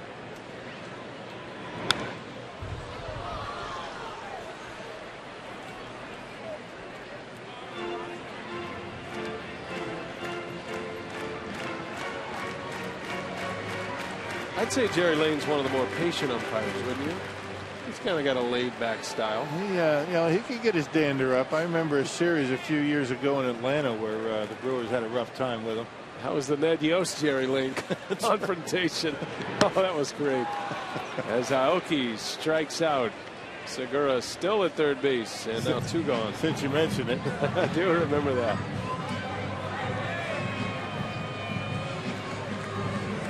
Going to have a pitching change here. With 2 outs and a runner at third, Terry Collins will take the ball from Carson's hand. And going back to the bullpen, Elvin Ramirez coming in next. We'll take a timeout.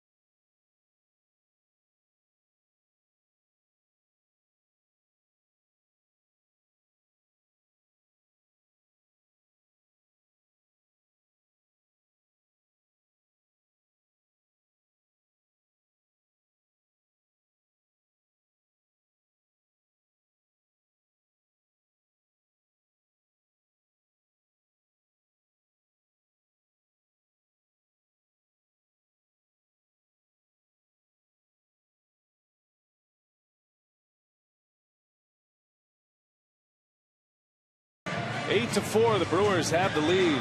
Nice comeback tonight for Milwaukee and trying to take it the rest of the way. They got a chance to add to their lead here. Runner at third base with 2 outs now. And a pitching change for the Mets. It'll be Elvin Ramirez next out of the bullpen. Yeah, 14th appearance. The earned run average of about 6.5. Ramirez here with the Mets for the 3rd time this year. Up and down just about the entire season. 33 appearances in AAA, went 3-1 and a .236 earned run average. And had some pretty good numbers. Looking to get it out here in the bottom of the 7th inning here in Milwaukee.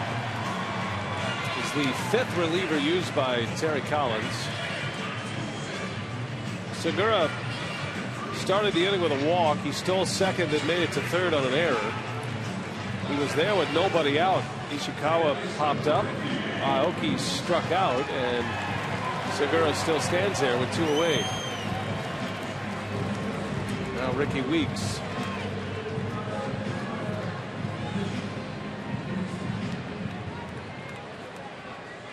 Weeks hit a booming home run in the 4th. Number 20 of the season. Now 58 runs batted in for Ricky Weeks. He's 1 for 3. He scored twice. He also walked in this game. It's actually the 6th reliever used by the Mets. I beg your pardon. They have 4 right-handers and 2 lefties. They missed one along the way. Yeah, and there's plenty left. The 7th pitcher tonight for the Mets. Well, they've only got 6 left down there.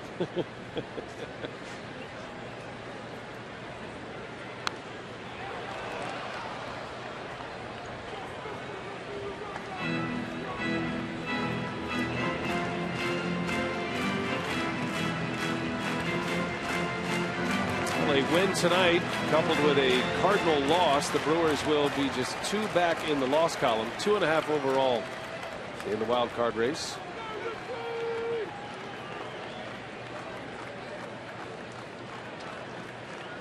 Brewers have 4 teams ahead of them right now for that second wild card spot. That could change tonight. The Phillies lost tonight. They got shut out by the Astros. 5-0 the final score. Houston wins it. Dallas Keuchel, the lefty. The Astros avoiding their 100th loss tonight.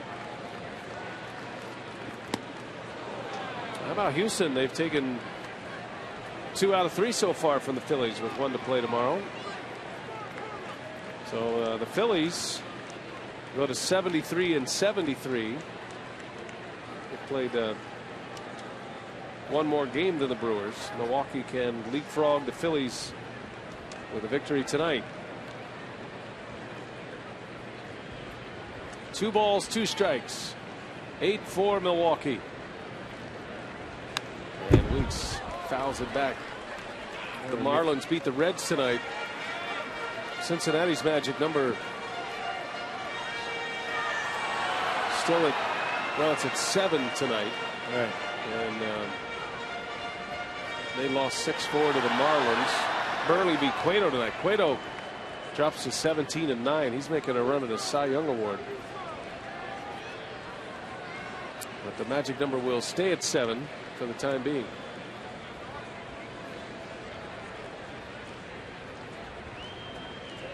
Two and 2. Count stays at 2-2. That's a nice easy fastball that Ramirez is throwing up there tonight. Nice easy delivery coming out of his hands, about 95 miles an hour.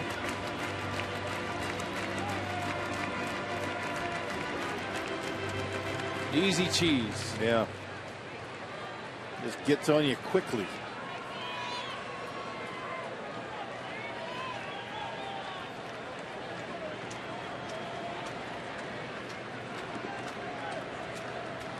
We'll do it again. Another 2-2 pitch.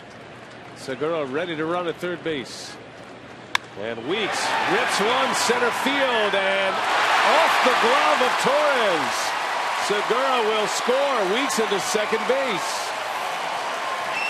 On a missile to center field by Ricky Weeks. Torres tried to lay out for it in front of him. It went off the heel of his glove.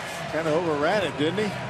Seemed like he thought he was going to have to dive. That ball just kept rising as it got out to him. It just finished so well off the bat of Weeks. Now watch it. I think Torres thinks he's going to catch this ball a little bit lower than it actually is. And it goes off the heel of his glove. That's exactly what happened. That ball, a frozen rope out there. And Torres actually went a little bit too far. And Ricky Weeks will probably be credited with a double. Well, you know you've hit it hard when the pitcher ducks and the center fielder has a chance to make a play on it. Watch Ramirez. Well, he scalded that ball, did Weeks? Yes, he did. An RBI double. That's a tough play for a center fielder coming in. Second hit for Weeks. Here is Ryan Braun now. He drove in a run back in the first inning, and he chops one over the short. And that is that for the Brewers in the 7th. They add to their lead. 9-4 Milwaukee as we go to the 8th.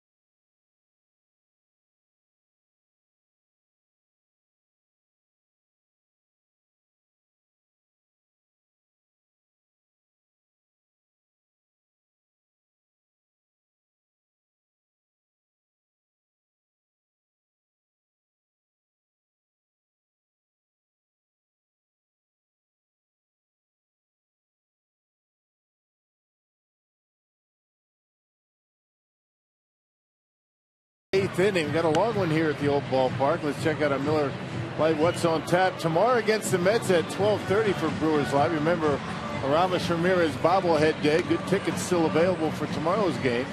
Off day on Monday, and the Brewers start a 10-game road trip in Pittsburgh on Tuesday and Wednesday. Both 5:30 Central starts for Brewers Live pregame. I'll tell you, the way Willie Peralta's going, you don't want to put pressure on him, but he's kind of must-see pitching for the Brewers with his great stuff. Electric fastball, and he's done a nice job in his first 2 games, his first 2 starts. We head to the 8th inning from Miller Park. A crowd of over 38,000 here tonight, and it's going to be Jim Henderson. Henderson's been throwing well. We're talking about this entire bullpen has been putting up zeros on a consistent basis. The Brewers bullpen has not allowed a run through 3 innings here tonight. 26th appearance for Henderson, a .392 earned run average. Henderson last appeared in the ball game on Tuesday, faced only 1 batter, retired him. Has a .77 earned run average at Miller Park, allowing 1 run in just short of 12 innings of work.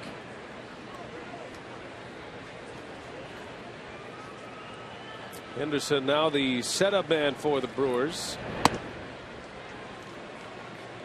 He and K-Rod interchange that role. Renicky said he'll certainly use Henderson in the 8th inning on most nights at this point. Henderson was the closer in AAA this year. Had 15 saves in Nashville. Got his first chance in the big leagues, and he's made the most of it. These are the kind of innings you'd like to see him pitch. Shopik into center field. Gomez is right there. 1 gone for Henderson in the 8th.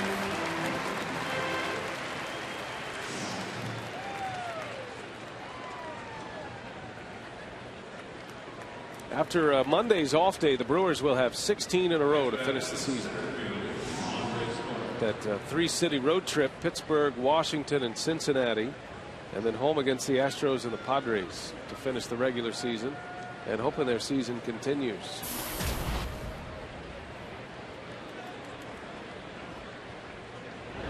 Whether they get into the postseason as a wild card or not, it certainly has been a nice finish for the Brewers so far in the month of September, late August. Playing about as well as anybody in baseball.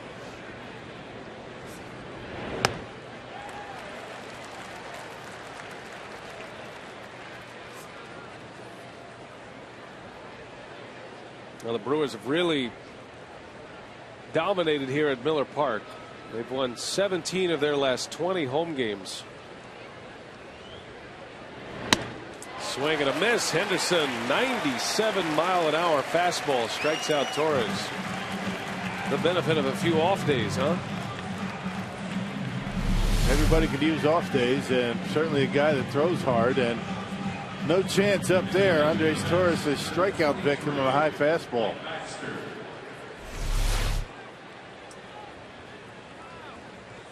Two quick outs for Henderson. It'll be Mike Baxter pinch hitting for the Mets. 9-4 Brewers. This game was 4-1 Mets after 3.5 innings. Mets scored 3 runs in the 4th inning.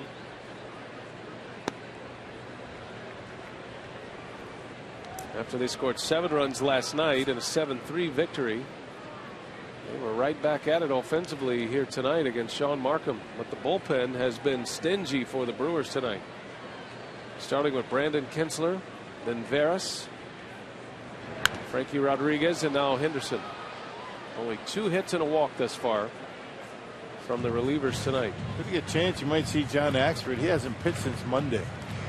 That's a long layoff for your closer, almost a week. K-Rod, Henderson, who's throwing well, and I would imagine you're going to see Axe tonight. And if you use Axford tomorrow in a save situation, he pitches in back-to-back games. You have another off day Monday. Right.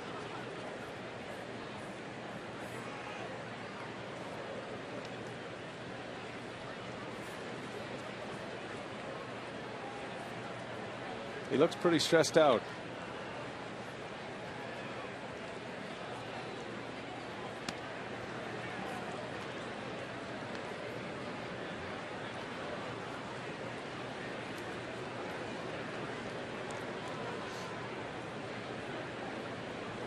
I bet Henderson and Axford can share a lot of stories. A couple of guys that have overcome a lot to make it to the big leagues. As Henderson walks Baxter. A 2-out walk issued here in the 8th.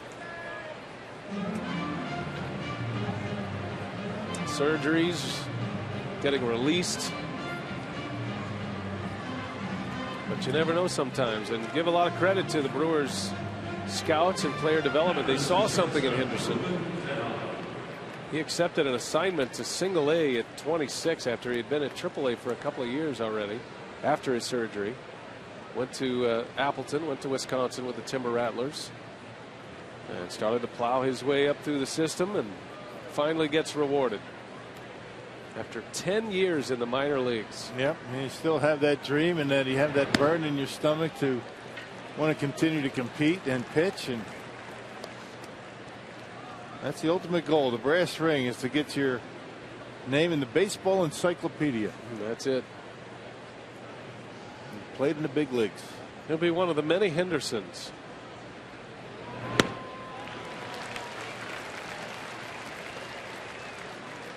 Being there with Dave and Ricky.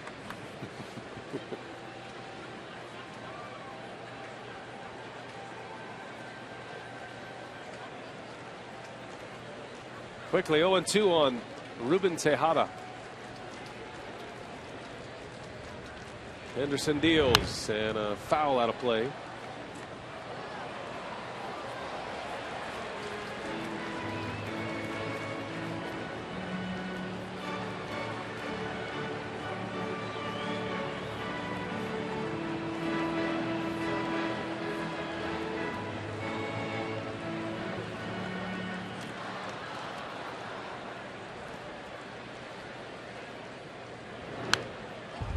Count stays at 0-2.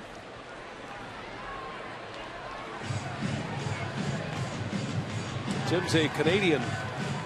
He's from Calgary, Alberta. Had a big rodeo up there in Calgary, one of the biggest in the world. Calgary Stampede. Yep.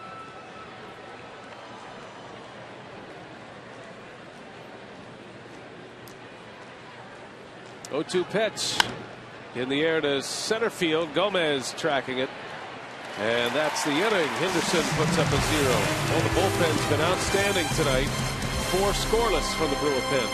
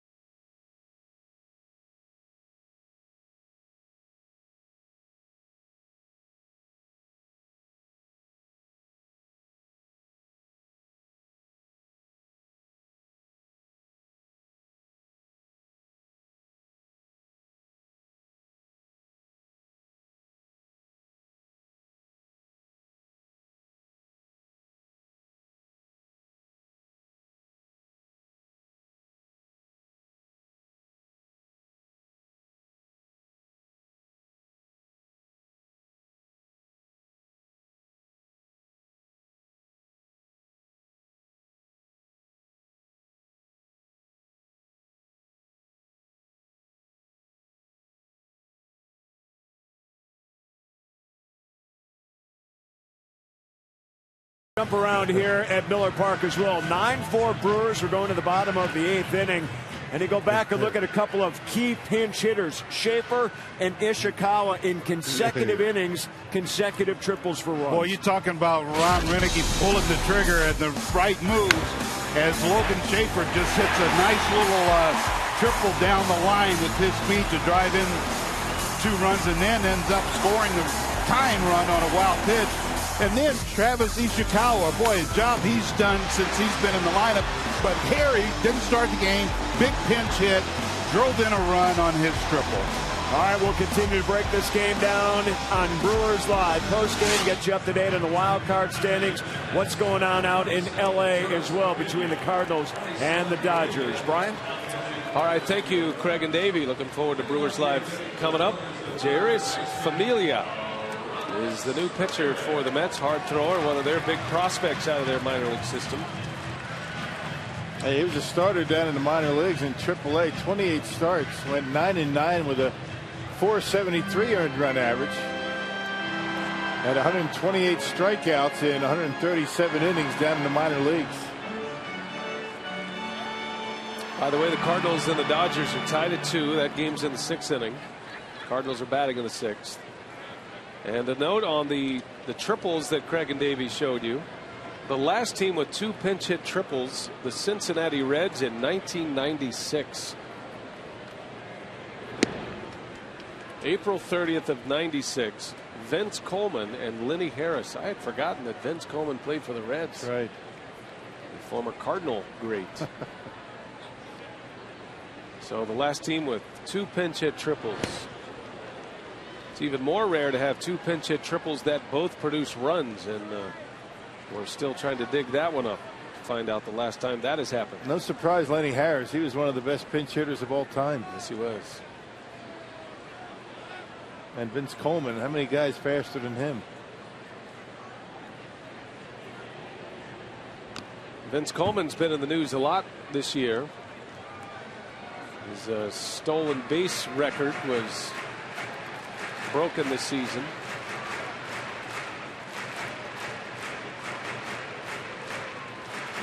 I'm trying to remember the number. I'm going to have to dig that up. 143, I think it was. Maybe 49.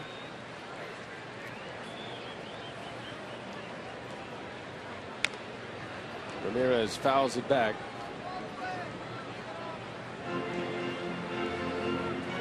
Now Billy Hamilton, the Reds minor league shortstop from AA and AAA, broke Vince Coleman's stolen base record.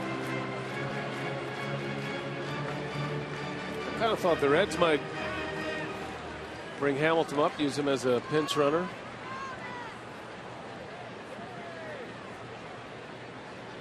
An infielder. As Ramirez strikes out, Familia picks up his first K and 1 away.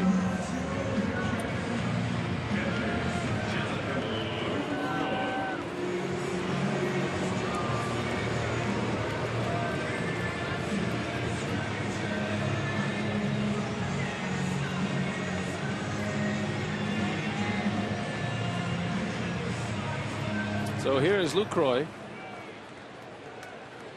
1 for 4 tonight. The Brewers have 9 runs on 12 hits. But the big inning was a 5-run 4th. We saw those 2 pinch hit triples. Logan Schaefer had the first pinch hit triple. That drove in 2 runs. And brought the Brewers within a run. Schaefer scored on a wild pitch to tie it. And then Ricky Weeks, a 2-run home run to give Milwaukee the lead. They have not given it up since. Lucroy flies to right, out number 2. Weeks has had the big night tonight. 2 hits, 3 RBIs. Scored twice, on base 3 times.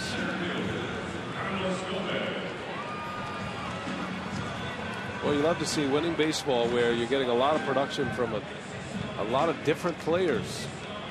Renicky has used his bench extensively tonight.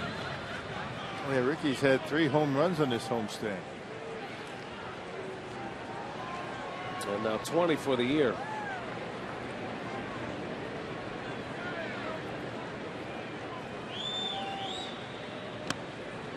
Big cut by Gomez. Gomez is going through a slump at the plate right now. Renicky trying to get him back to his hitting ways. He was on a hot streak just a few weeks ago. He's chasing a lot now. It comes and goes. You jump at the baseball, you don't see it well, and start swinging at pitches out of the zone. That's what's going on with Gomez right now. That's why he had Nigel Morgan in the lineup, did Renicky. Give Gomez an opportunity. Morgan produced. Little tapper to the mound. Familia will make the play, and that's a 3-up, 3-down inning. To the ninth we go. Last call for the Mets. 9-4 Brewers.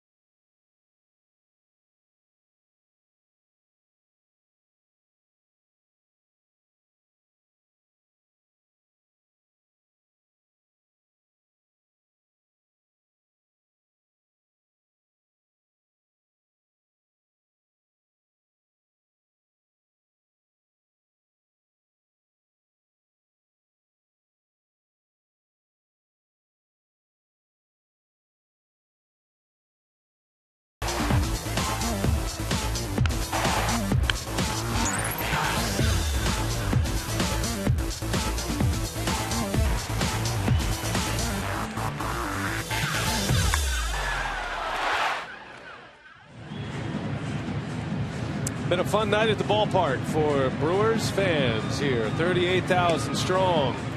9-4 the score as we head to the ninth inning. Final game of the series tomorrow. Willie Peralta is on the mound tomorrow. Hope you'll join us here at Miller Park. Packers are off this weekend after a Thursday night win, so might as well come out and join us here tomorrow afternoon. You see the Axeman, John Axford, with 28 saves this year. This is not a save situation, just an opportunity to get some work. And the Brewers are glad to have him out there to try to finish this one off in the ninth. They picked up a save on Monday against the Atlanta Braves, his 28th of the year. A scoreless inning, has not given up a run in each of his last 9 appearances. That covers 8 1/3 innings for John Axford. He's been throwing well. He will face Daniel Murphy to start this inning. Murphy, Wright, and Davis going right through the middle of this Mets batting order as he deals strike one.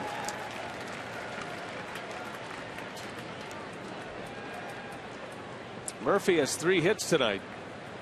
Had an RBI double in the 4th.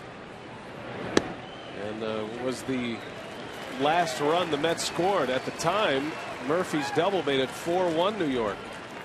Things were looking a little bleak.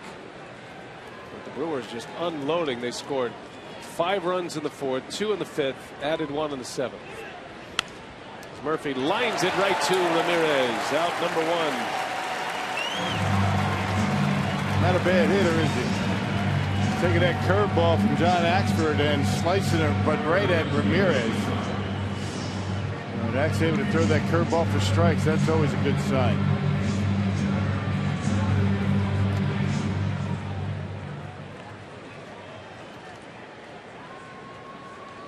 Here's David Wright.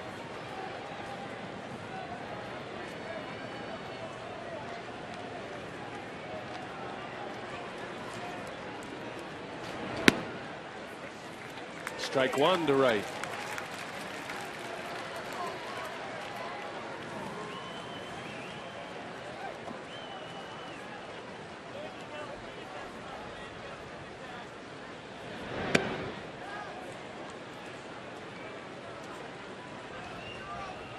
Now, what a job by the Brewers bullpen tonight. Markham struggled again, went just 4 innings this evening. Gave up 4 earned runs. He left, it was 4-1 Mets.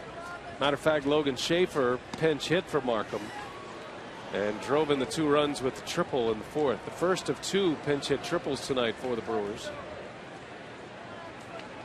But the bullpen has shut the Mets down, starting with Brandon Kinsler, Jose Veras, Jim Henderson, and now Axford.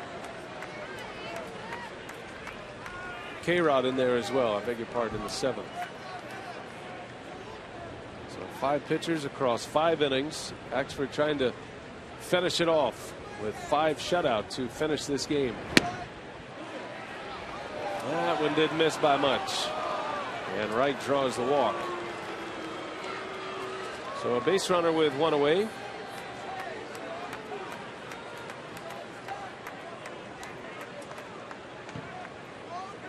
A win tonight. The Brewers go back over 500.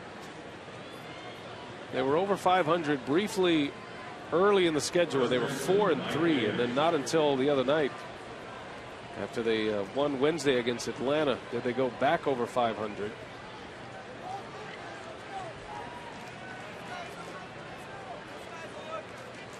It's a completely different looking team right now than what we saw for most of the summer. That ball smoked. Ike Davis sends that one deep center field and out of here. A 2-run homer. Number 27 for Ike Davis. And he knew it as soon as he hit it. Yep, right down the middle of the fastball. The first time that Axford's given up a run in a while. And coming right after a walk.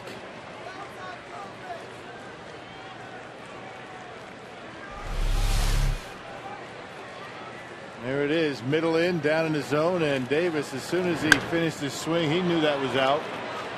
And out of here by plenty in center field. He has some kind of pop in his bat. 27th homer gives him 81 runs batted in. That ties him with David Wright for the club high. So now it's a 3-run game.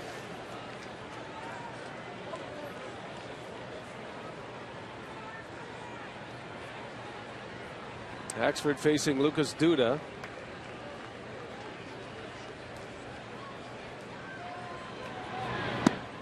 And a curveball missed low. 2-0.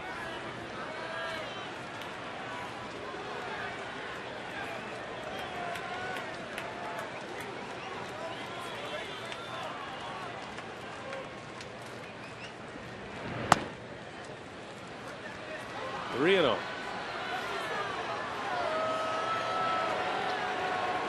Crowd getting a little anxious. They've seen a rough year from the bullpen.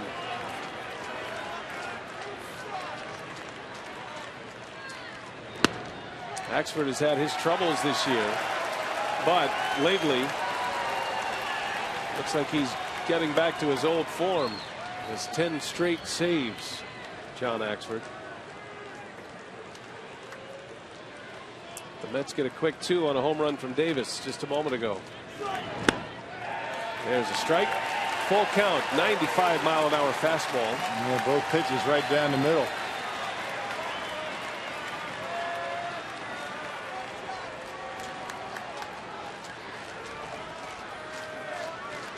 The payoff pitch. And down he goes. Duda strikes out as Jerry Lane rings him up. Yep. He's trying to take a walk. Takes 3 fastballs. And the last one just at the knees.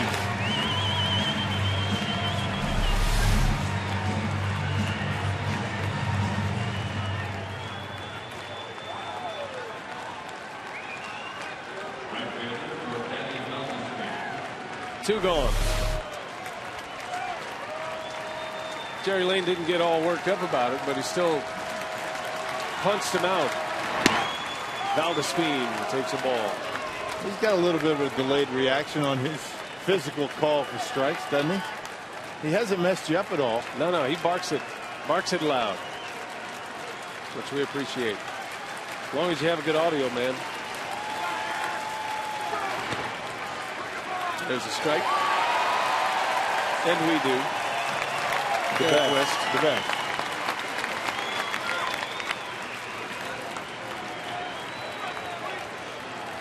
Big night for Weeks. Looking for Axford to finish this one off right here and now. The 1-1 inside, ball 2. Willie Peralta and Chris Young tomorrow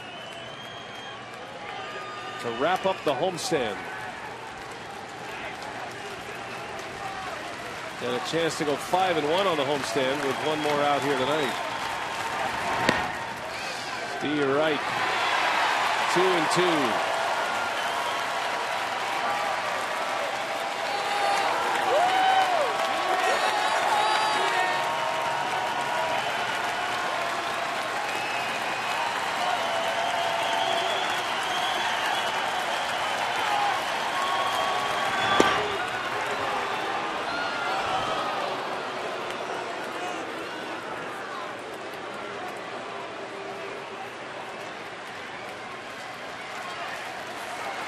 Full count to Valdespin. Got him. That's the ball game. The Brewers win again. 4-1 on the homestand. Big night for Ricky Weeks. His home run gave the Brewers the lead. They never looked back. And now the Brewers within 3. The Cardinals and the Dodgers still underway. They're tied at 2 in the 6th inning. And you see the Brewers just 3 games back in the loss column. Could go to 2 with a Dodger win. Still in it, folks. 17 to play. 3 games back. Much more still to come here as we check in with Craig Kashawn. What do you have coming up on Brewers Live, Craig? We've got a good show stacked up. We're going to take a further look into that wild card race. Also break down this game. How about some big innings on this Brewer homestand in their wins? We'll tell you all about it and hear from the Brewers when we come back to Brewers Live.